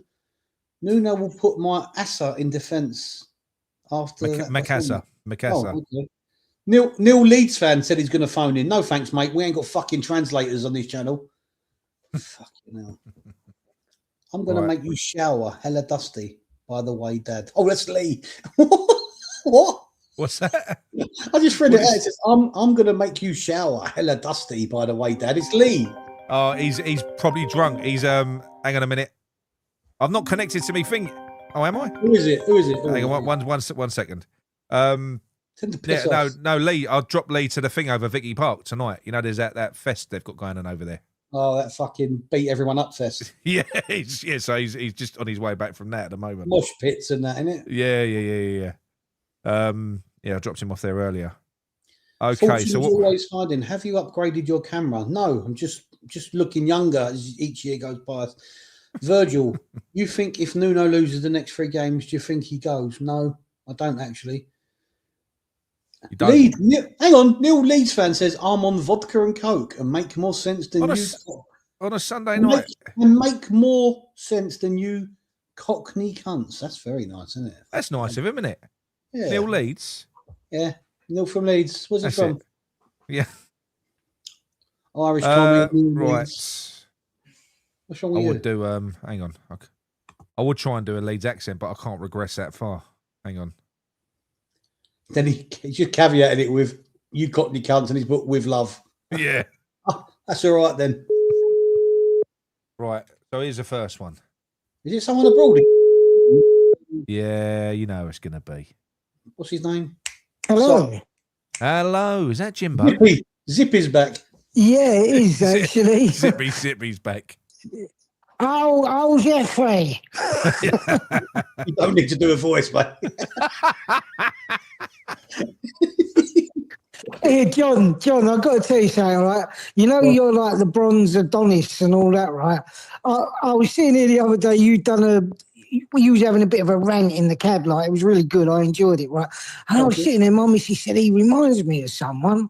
Yeah. I said, who's that then? She went, Mr. Edwards off of Little House on the Prairie. I'm going to be honest with you, mate. You're obviously very fucking old. I don't know what Little House on the Prairie is. No, I am old. I am old. I admit it. I ain't got no shame. But what? How old are you? 54. Ain't that old? That's that old, for God's sake. Ain't old. Well, it's old enough to remember the 1970s and Little House on the Prairie. Yeah. So I am old. I'm 51. I'm 51. Are you? He's not. No. Yeah. Fucking hell. So you don't remember Little House. Anyway, I don't want to talk about Little House on the Prairie. You brought it up. That. Fuck Zippy. Fuck Rainbow. No, he brought up Rainbow. He started it. Rainbow's not Little House on the Prairie. All right, coming in. Let's go. Well, I know, but right. So anyway, like, fuck. Listen, that Nuno, he has got to go. The geezer ain't got a fucking clue. Be honest, he's worse than Moyes. He's worse than David Moyes. Yeah. Yeah, it could be because he played non-football, right? And it was total non-football. But Nuno is worse because he's not allowing people to play the ball forward. Everything has to be recycled. Yeah. You see what Charlton did to us? They left the 2 wingers on the halfway line and the forward. So they left 3 forward and they defended with 7, right? And the goalkeeper, so 8, right? And then all they did, they picked the fucking ball up when they won it, 50-yard ball out to the left, 50-yard ball out to the right or up the middle. Yeah. They're on the attack. It's so straightforward. So easy, isn't it? Yeah. Yeah, but because what it is with Nuno, he wants all his players back in his own half, and you've got to win the ball in your own half, dribble all the way down the field with it, and then hopefully people will have moved up with you, and you'll have someone to pass the ball to. They'll probably lose it, then you're back defending. And that's the way the whole game went. You know, the only one who's literally any good trying to get forward in the first half was Solomon. Yeah. He was, as I think John said earlier, he was the shining light from an offensive point of view. He was, definitely. And I just want to ask you a question, because if you both watched it, was you over there, John? Yeah, mate. Yeah, I was over there. Yeah. Right. So did you see the bit in the first half after we went a goal down when Tatty literally was like he was thumbing a lift and he was looking at Nuno and going like that, push him forward, and Nuno shook his head? Yeah, but this because is what they picked it up on the cameras. Yes, but this is what I was trying to say to Nick. I'm not alleviating the blame of how Tatty behaved yesterday. But what I'm saying is he's getting very frustrated with it. You can see, rightly or wrongly. And like I'm trying to say, because of Tatty's origin, Argentinian, passionate and all that, he will show quicker than cheating most. cheating bastard. No. Well, he is when he dived, yeah. No, but I did see that, Gary. I did see that. Listen. I did see that. Right, I want to ask you a serious question because this is where I'm at with it. I don't believe that these players want to play this kind of football, and I don't believe they want to play for Nuno, and I don't believe they've got any belief in his tactics. So what you've got now is players that literally fucking don't give a shit. I mean, I'm not being funny. Jared Bowen, as much as he's been an hero to most of us and a real good player, should hang his head in fucking shame. Not just for this week, but for last week. Last week when Scholes was crying, he didn't go and put an arm around him and say, like, don't worry, son, it'll be all right. We all make mistakes, whatever. Didn't do it. This week he's let Tatty take the penalty and never stood there with it, never had the bollocks do you know what? Leave this to me. I saw the Bowen interview, right? And do you know Bowen referenced the mistakes last week as well? We made mistakes last week that we shouldn't have made, or against Burnley. So even after this game, he kind of referenced that, and the only real mistake was Scholes', and that was only to make it 2-1. That didn't bring it back to 2-2. We could have still done something at that point. Even then, it felt a little bit like it was kind of absolving himself of blame a little bit. Do you know what I think with Bowen? I said it earlier. I think Bowen's too nice to be a captain, but I also think, in a funny way, when he scores the goal, he's in the limelight. But apart from that, he doesn't like to be in the limelight. No. I don't feel when he does an interview, he doesn't look comfortable. I don't feel like I think he's shy. I think he's ultimately a shy, quiet person, and I don't think he likes to be in the limelight, genuinely. So now he's a captain. He's in the spotlight. He's more. To be honest, John, he should never, ever have been selected to be captain in the first place by Lopetegui. So you can blame Lopetegui for that, right? Yeah. But the thing is, hang on. One second. So off his tits, Neil from Leeds has said teams have got to stop just signing cunts and mercenaries. Look at Spurs. I do think I do agree with that. I do agree with that as well. What's a mercenary? What's a mercenary? I'm not describing every player that we buy and leaves as a mercenary, but players like Todibo and Wan-Bissaka who have got attitude problems and down tools, that's a mercenary. That's what I'd say. Not like others players. And then he goes on to hang on. And then he goes on to, now he loses me. Now he goes on to say Bowen could have left easy. I'm amazed you're bashing him. We're bashing him because he's been shit. So just because he's Jared Bowen, you have to judge him. He's been poor. He's our captain. We're supposed to be. He's been fucking terrible. Yeah. That's why. And also, you got to remember the pundits went, West Ham are going to win the league. All players. Go on, sorry, mate. All players are mercenaries. All players are mercenaries. Listen, John, you drive a cab in London with thousands of other black cab drivers. If you do more hours than them, are you a mercenary? No, you just want to earn the money. So there's nothing wrong with that, right? You don't mind. The players come, they want to don't put no effort in, and they don't give a shit. The likes of Todibo and fucking, it's the down in the fucking fuck rug and all the other ones. Yeah. It's the down in the I just wanted to get on to what I really wanted to get on to was about the youth, right? Because people keep having a go at our youth. First off, I went to school with Mark Alford, Lewis Alford's dad. And I just want to say, if you don't know, he is one of the nicest blokes you will ever meet. Mark Alford, the dad. I don't really know Lewis, but I'm just telling you, I know that if he grew up in that family, he's probably a good kid, right? But here is the thing, right? Back in I'm going to tell you this story. Back in 2003, they used to do a thing over the Power League, right, in Redbridge. And it was a West Ham competition, and it was run by a geezer called Steve Shorey, who was the head of West Ham youth development at the time. And he used to work with another guy called Jimmy Hampson, right? Yeah. Now, my teams used to go over there. We was invited every year because we always had decent players. And what they used to do, they used to cherry pick the good players. Yeah. One of the years I went, you had Dan Potts there when he was at Byron Red Stars and all that, right? They used to have good players over there. And I was in the bar talking to Steve Shorey after it was all finished. And I said to him, Steve, well, what's the deal like? I said, like, this year you've hardly took any of the good players. I said, like, I've seen loads of kids over here with like silky skills. They can do really good stuff. He went, there's a new mandate, Jim. He said, and the mandate has come from the club that we not really interested in skills.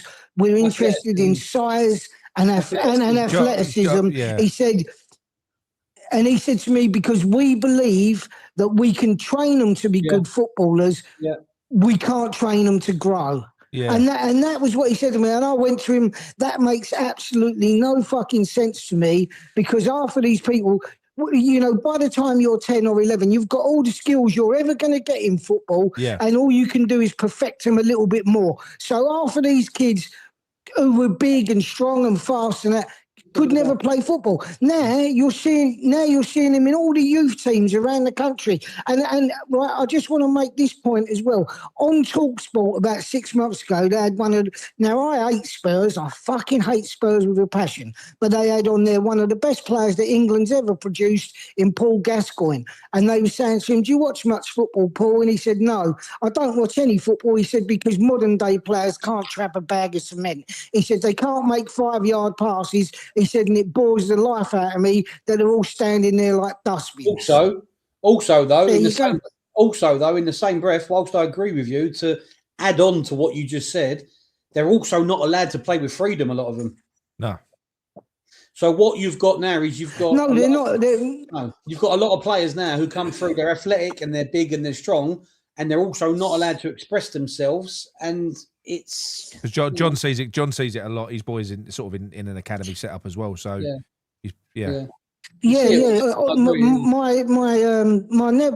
My nephew used to be at Leighton Orient, and you know, it's like, look, all the academy setups are the same. Like you said, they're restricted. Look, years ago, you used to see a player pick, like, I'll give you an example. Trevor Brooking, for example, would pick the ball up on the halfway line, and he wasn't even fast, Brooking. Fucking, he was slow as fuck. But he would drive towards the box. He would drop a shoulder and flick the ball off to Devonshire or whoever was on the right-hand side, or to one of the forwards, and they would create chances. And they weren't scared to shoot from outside.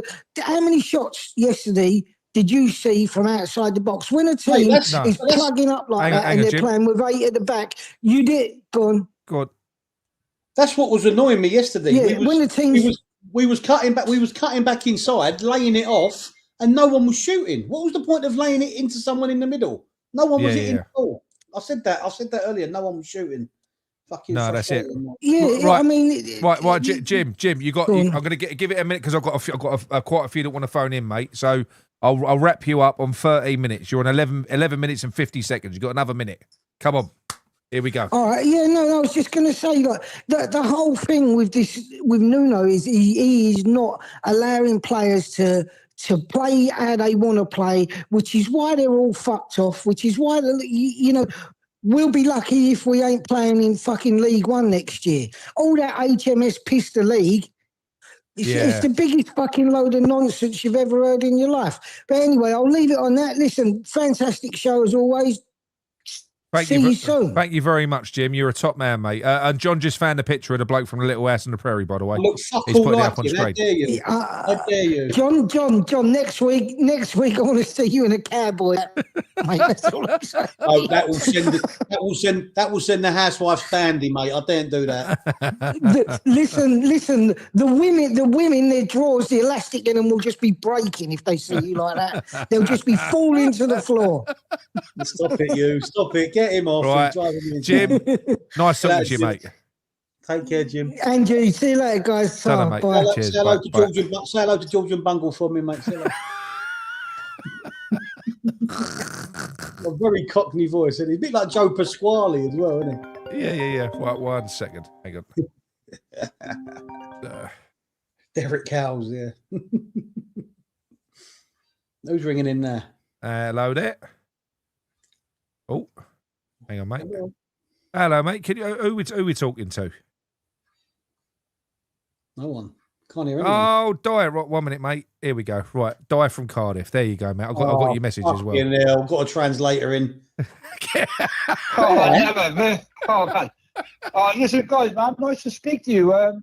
I haven't had the balls to phone up before. I've rung a few times and then hung up. Listen, it's got too much for me. We've been through the Moyes, the Loppy, the Potter. Yeah. Now we're on this Nuno guy. He's got a nice smile, but like he's a devil in disguise, isn't he? He has got a nice smile, and it fucking irritates me, mate. It really irritates me. It does, because he is basically right. He could sell sand to fucking Arabs, can he? Like he's a good talker. He's a silky smooth talker. He's really good in interviews. He is. Mate, listen, I was in work yesterday, so I didn't get to see the game. I came out on my break, and I watched the watch along with Gio. Yes. And we just went 2-0. We just went 2-0 as I was on my break, and I was like, oh my God, I was expecting an equaliser here, not 2-0. You know what I mean? And, mate, God. It's murder down here. It's murder down here. Everyone down here is a Man U Liverpool fan. Oh, I've been a West Ham. The Man U fans can't say fuck all. They just got beat by Hull, didn't they? Oh, I know. But I've been West Ham 41 years, and my first game was actually Coventry at home, 86-87. When Tony Gale scored a free kick, 1-0. Yeah. And I've suffered my entire life. Obviously, everyone down here is either Cardiff, Man U, Liverpool. So how did you come to support West Ham then, Di? Well, when I was a kid, I liked drawing football kits, but not red and blue kits. So Norwich, Wolves, Newcastle, West Ham, and I thought I'm going to support someone with a different kit. Yeah. And for some fucking silly reason, I chose West Ham. You're fucking mad. You fucking chose West Ham. You could have picked anyone. You could have picked anyone. West Ham. We had no fucking choice. You chose them, Di. My dad's a Cardiff fan, but he's also Spurs now. Yeah. He took me to my first West Ham game, though. Right. Okay. So like, all you up there, you obviously, hate Tottenham and that. Yeah. It's a little bit harder for me because my dad don't hate West Ham. He actually likes them. Yeah. And fucking last season was murder, innit? Because my dad, it's a moral dilemma. He's trying to fucking laugh off the side of his mouth when we're getting relegated. But it's hard for me to hate him because my dad don't hate my team. So, like last season, I did. Well, I hate him enough for you, mate. So don't worry. I'm going to be honest, Di. I'm going to be honest, Di. I'm sure your dad's a nice geezer, but I hate your dad's team. Sorry, mate. Yeah. Mate, you apologise. Listen, he took me to West Ham, and to be fair, every bank holiday, even when he was on a 3-day week, and he took me up there. There were times on the August bank holiday where we had to go to other games when West Ham were away, but he always took me up there. Yeah. And I remember once we were 2-0 down to fucking Barnsley in McAvenny's second stint. Right. And we come back, Ian Dowie, McAvenny, and Colin Foster got the winner in the 90th minute with a header. My dad was laughing at me. So it was 2-0. So Dyer, was you? So obviously that was McAvenny's second period. Was it? Did you experience the team of '86? Was that your era as well? Well, I started supporting them that season. Everyone was Liverpool, Everton. Yeah. I picked West Ham. I don't know why, because obviously Villa wear claret and blue as well. I could have picked them, but I picked West Ham. Yeah. And we got we was going well one way. So basically, you picked us off the back of the fact that we was doing so well that year. We almost won the league, and it's been down there ever since. Fucking glory supporter, not. Can I ask a question?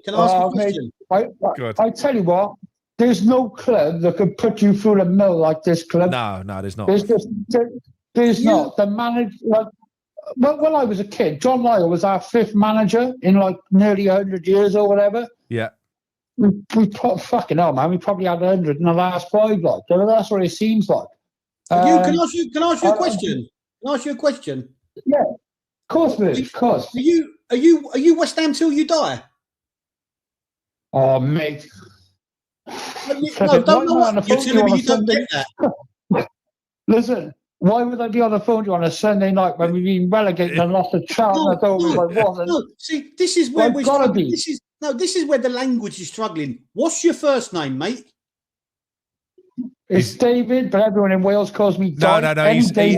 he's saying, are you West Ham until you die? That's what he's saying. I'm using your Listen, I'm Welsh. I'm West Ham. I've had a couple of pops and if it's slow on your went over everybody's head. I'll tell you this, right? No one is ever going to say this to you again. My favourite player growing up was Mark Ward. Oh, Mark Ward was a great player. He was a great player. I know, but not many people would say he's their favourite player ever. He's right. He's right there. I agree. No, but he is mine, and I'm quite small. I used to play on a wing, and I was told when I was young, you're too small. And I heard an interview where he said the same. So I was always like a massive Mark Ward fan, but I even cut out like a number 7. And stuck it on the back of my Abco West Ham shirt and went into school and all that. Yeah. Everyone else is like fucking Ian Rush and fucking Kenny Dalton. I'm there with Mark Ward on my back, thinking I'm the cream of the crop before anyone had names on the back of their shirt or anything. And I've been West Ham ever since. But I'll tell you what, if I had to pick my favourite West Ham, 11, Jared Bowen ain't going on my right wing. It'd be Mark Ward, because without him, I probably wouldn't be a West Ham fan. No. And I know that sounds mad. I know he's been in jail and everything, and I've seen all the stuff about him since and that. I still love Wardy. And a lot of people have been to jail. A lot of people been in jail. Yeah. But but West Ham fans don't judge people on that type of thing. A lot of West Ham. A lot of West Ham fans have been in jail. A lot of West Ham. Yeah, we have. Yeah. Oh, never. No West Ham fans have been in jail. Come on, man. No, but honestly, I'm just a bit depressed at the moment. I felt like everything was going well with the club. I felt like obviously we got rid of the dwarf. So Di, just to sort of guide you a little bit on this, in terms of we've got rid of Sullivan over the summer, and we thought we got rid of him. Yeah. Were you quite excited for the championship? Were you thinking this is fucking brilliant, new start? We're gonna kick on. It's like a rebirth. Is that where your mindset was at? Well, I was, because we've been here before, and also obviously I live literally. If I threw a stone from here, probably at Cardiff Stadium. Oh, so no, but they've been in this division for a long time. Yeah. And I know what it's like for my dad. And even my kids are all Cardiff. Like, I can't get anyone to support the Hammers after me. But I was right. I was hoping like this would be a new dawn, and maybe a couple of youngsters would go in there. Orford's looking good.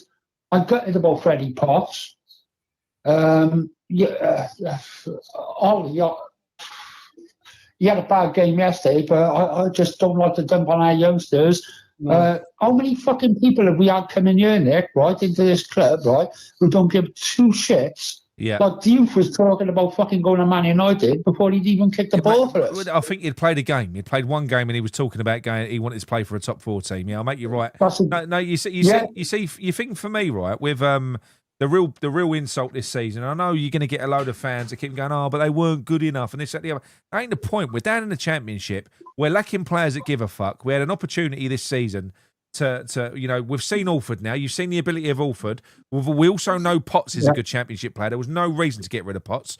We could have had Potts and Alford, and we should have seen Urfi because we needed creativity. There was no reason why he couldn't have been given a go. And we could have had The thing is with Urfi, we got 600 grand for him. It's ridiculous. What's the point? It's Keep fucking him. ridiculous. 100 grand. I think Reading have pulled our pants down a bit there. I mean, I don't see it, but do you know what? Last season, what if we had Alvarez, Fernandez, and Paqueta? Oh no, I know. We didn't get to see it because of Graham Potter loaning Alvarez out. Well, that's a perfect. But That is the perfectly balanced midfield. You've got a CDM, you've got the legs of Fernandez, and you've got the creativity of Paqueta. They can all play. All of them can play. That's a perfect midfield. There's your 6, 8, your 10, and you have Bowen and Somerville either side, and maybe we could have played Callum Bloody Wilson, who can actually put the ball in the net a bit more. Yeah. But this season, we just let Freddie go. We haven't got a CDM. If Edson's going to leave us now, right, or whatever, we haven't got a CDM there. No. I think it was 10 million for a guy who didn't cost us anything. It's like he's got West Ham sewn into him. His father, Steve Potts, is one of my favourite players growing up. He didn't really do anything outstanding, but he was there every game. He was a great professional for West Ham. Over 500 games. I loved him. I love Steve Potts. I loved him. He can play. But this is what I mean. To a degree, to have a kid like that, it's almost like West Ham royalty, isn't it? Having Stevie Potts' son there and also ready to go. As John has said several times, he was experienced in the Championship. He had a good fucking season down there. He's probably like one of our most experienced players for this league. And then you get rid of him for 10 million. And you bring in, and I ain't having a go right at this Engels, but you're bringing in a bloke who ain't played in this fucking division before. I ain't played in England. I ain't played in England. I ain't played Championship. Every transfer is a risk. Yeah. It makes no sense. It makes absolutely no sense. I mean, I can understand, Ward-Prowse, Alvarez haven't got the right, Magassa, if he wants to go.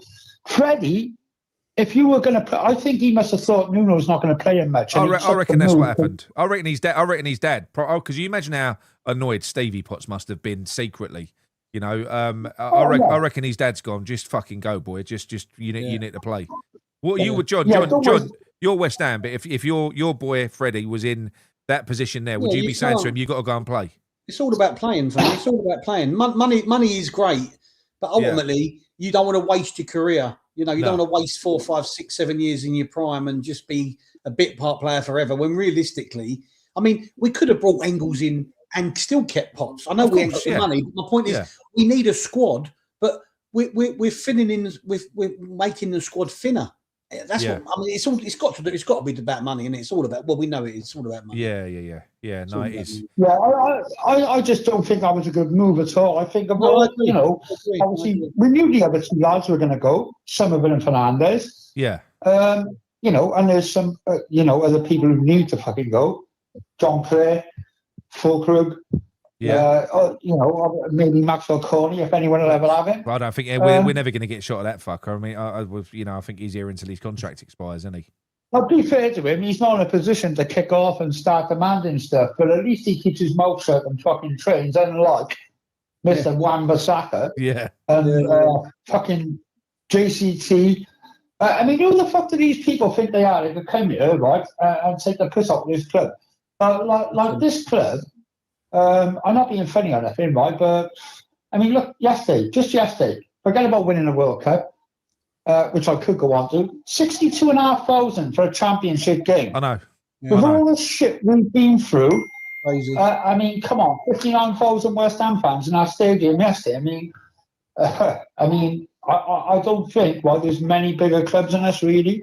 Like, no, I agree. Man City and Chelsea. I'll put Man U and Liverpool. Maybe you can have your Arsenal and maybe, I fucking hate to say it, Spurs. Yeah.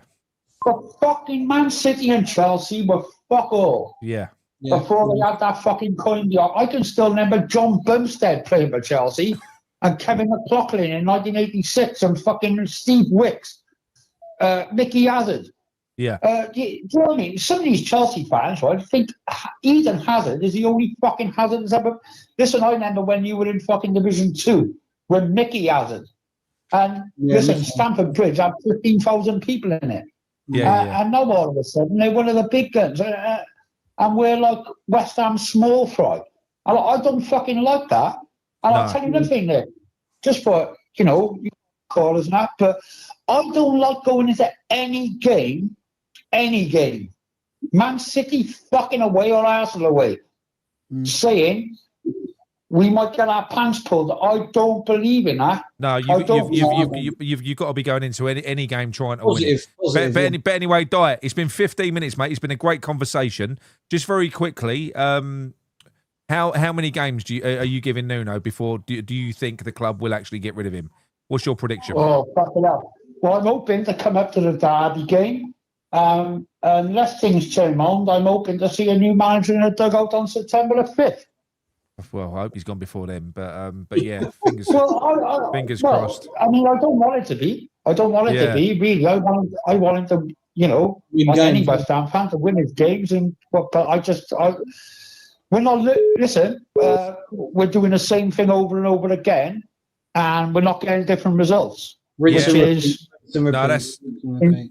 agree, mate. Right, I'm going to let you go. Gary's just giving me a subtle hint that he wants to have his say. So I'm going to get Gary on, mate. Diet, it's been great chatting to you, mate. Cheers, Diet. Oh, thanks, Nick.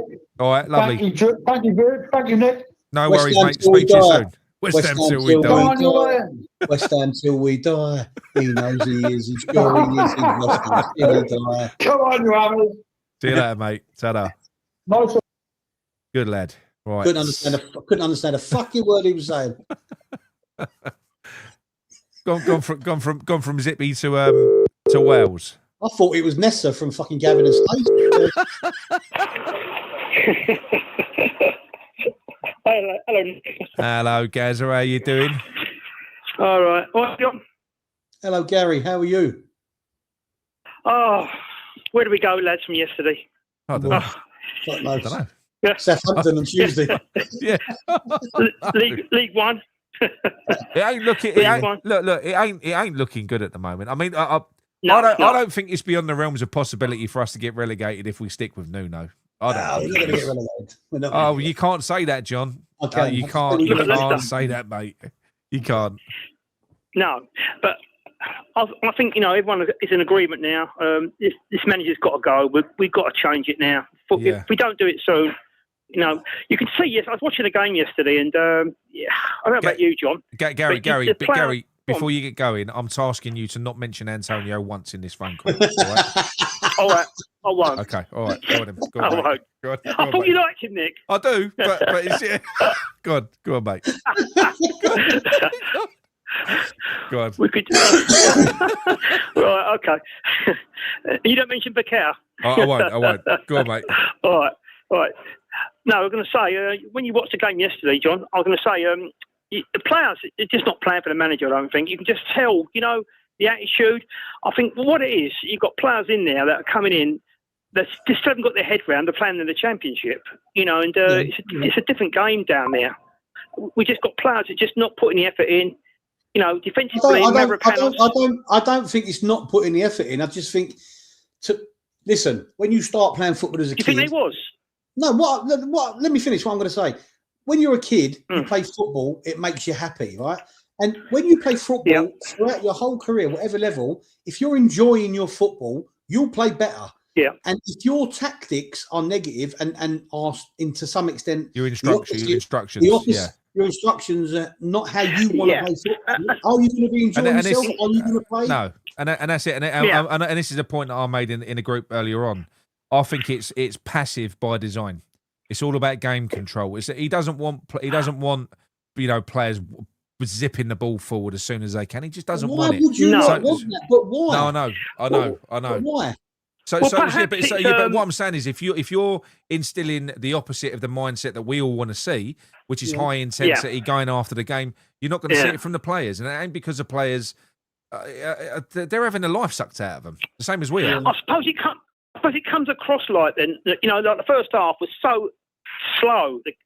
The build up so slow. I'm sitting there, the pass backwards, sideways, and I'm thinking the thing is, we've got to get up this season. We haven't got the balls. They're selling players off for top money, but we're getting like loans in and free transfers and stuff. You can see what they're trying to do. They're trying to get there on the cheap. But this could backfire. If we don't get top two this year, and at the moment I really don't see it. Once you're in that playoff, it's risking a lot, really. Yeah, you know, we need at least 4 players, don't we, Nick? We need at least 4 players. But the thing is, from what I've seen of a lot of these, I say a lot of them. There's a few of them. Millwall's one of them. Well, in terms of forget talent, right? Forget that. Because even we played against Charlton. What you got to have is a team. We haven't really got a team at the moment. They're not. No, we haven't got that. And we're coming up against organised, experienced championship teams. Even without the organisation, the tactics, Charlton looked fitter than us, stronger than us, faster than us. And that all comes down to but do you know what else? It goes back to what you were just saying about enjoyment. Every single one of those Charlton players looked like they was enjoying their football. Exactly. Yeah, they all did. And every game, Nick, is going to be like this. Yeah, I know. Every team that comes to West Ham is going to raise their game. So you can't have players 5%, 10% off the pace because you're going to lose. Yeah, and it ain't just because we're West Ham and we're massive. It's because we're West Ham and we're there for the taking. Well, that's what it is. That's what it is. Yeah, we're there for the taking. Yesterday was an ideal opportunity to lay a marker and say we're going to make this stadium a fortress. We're going to make the London Stadium a fortress. We've got 50,000 season ticket holders. We've got 50,000 season ticket holders. If we get off to a good win, a good convincing win, they're going to be behind us from the off, and this place can be a fortress. But after game 1, the place already is going to be like people are going to be going there going, oh, here we go again. Already. I mean, look how quickly. A couple of weeks ago, Sullivan's supposed to be gone. Fans were renewing their tickets. The club was on a bit of an up, and suddenly, in the space of a few weeks, it's gone flat again. Like it's terrible. It's just terrible, really. I mean, the thing is, right. I was going to say last week, I said to you about Mavropanos last week. He doesn't play well with Kilman. He just doesn't. And again, yesterday, you saw Mavropanos like he was before Disasi come in. They need But Gary, when you say that, and again, I'm not saying I know what Kilman's about. I know he's been terrible, and I'm not deflecting the blame away from him. But if Mavropanos is an international player who's played top flight football for a long time, why is he not dragging the team up by the balls? Why is he not controlling? There's no leaders here, John. There's no leaders here, mate. There's no one taking responsibility, is there? No. John, you said yourself, right? You said it several times, and you keep saying the same thing, and I agree with you. They need some championship players in there who've got championship mentality. Yes, 100%. Including a centre half like Dawson, who's going to get his head on things. And he's going to no nonsense. I mean, the Charlton centre half, I heard about him at the start of the season. He's basically very good in the air. It's everything. We need some bollocks. And there's something else as well. There's a conversation going around about how, what was it? I've seen it on a few groups where they've kind of gone, the fans were too passive. Let me finish with this, by the way, as well. The fans are too passive. They're not getting behind the team. I was over there. And it was very, yeah, but do you know something, right? I think English football isn't like German football where they just bob up and down like a load of fucking robots all going, regardless of what's happening on the pitch. It's organic. Yeah. What happens on the pitch flows into. It's reactionary. All fans, if you see something good, the fans react and they get on board. This style of football does not breed a good atmosphere. No. It doesn't. I don't think the players. I think they've had enough. To be honest, the only manager I think there's one name that screams out to me. If you want a manager, the last few managers have been rubbish. It's got to be Bellamy. For me, it's got to be a manager who's going to be passionate, who's going to get the team playing, who knows West Ham. He will be the man for me, Nick. We need David Bellamy at the moment. Listen. No. West Ham fans. A lot of teams fans are the same, but in particular, West Ham fans. We like a bit of excitement. We like a bit of passion. The last 3 or 4 managers we've had have had absolutely no personality on that sideline whatsoever. That then spreads onto the pitch. That spreads onto the pitch. It does. You're right. Absolutely right, John. We did have one, and he's probably the one that we should have stuck with and given it a go in retrospect, and that's Lotby. Probably, because he did have a little bit of life in him, and maybe he was here for 6 months. He lost his dad halfway through as well. We do know that with Lopetegui as well. Apparently, he was mandated to play a style of football that he wasn't typically used to playing. So maybe Lopetegui, out of all the managers we've just had, is the most competent, and we should have just fucking stuck with him.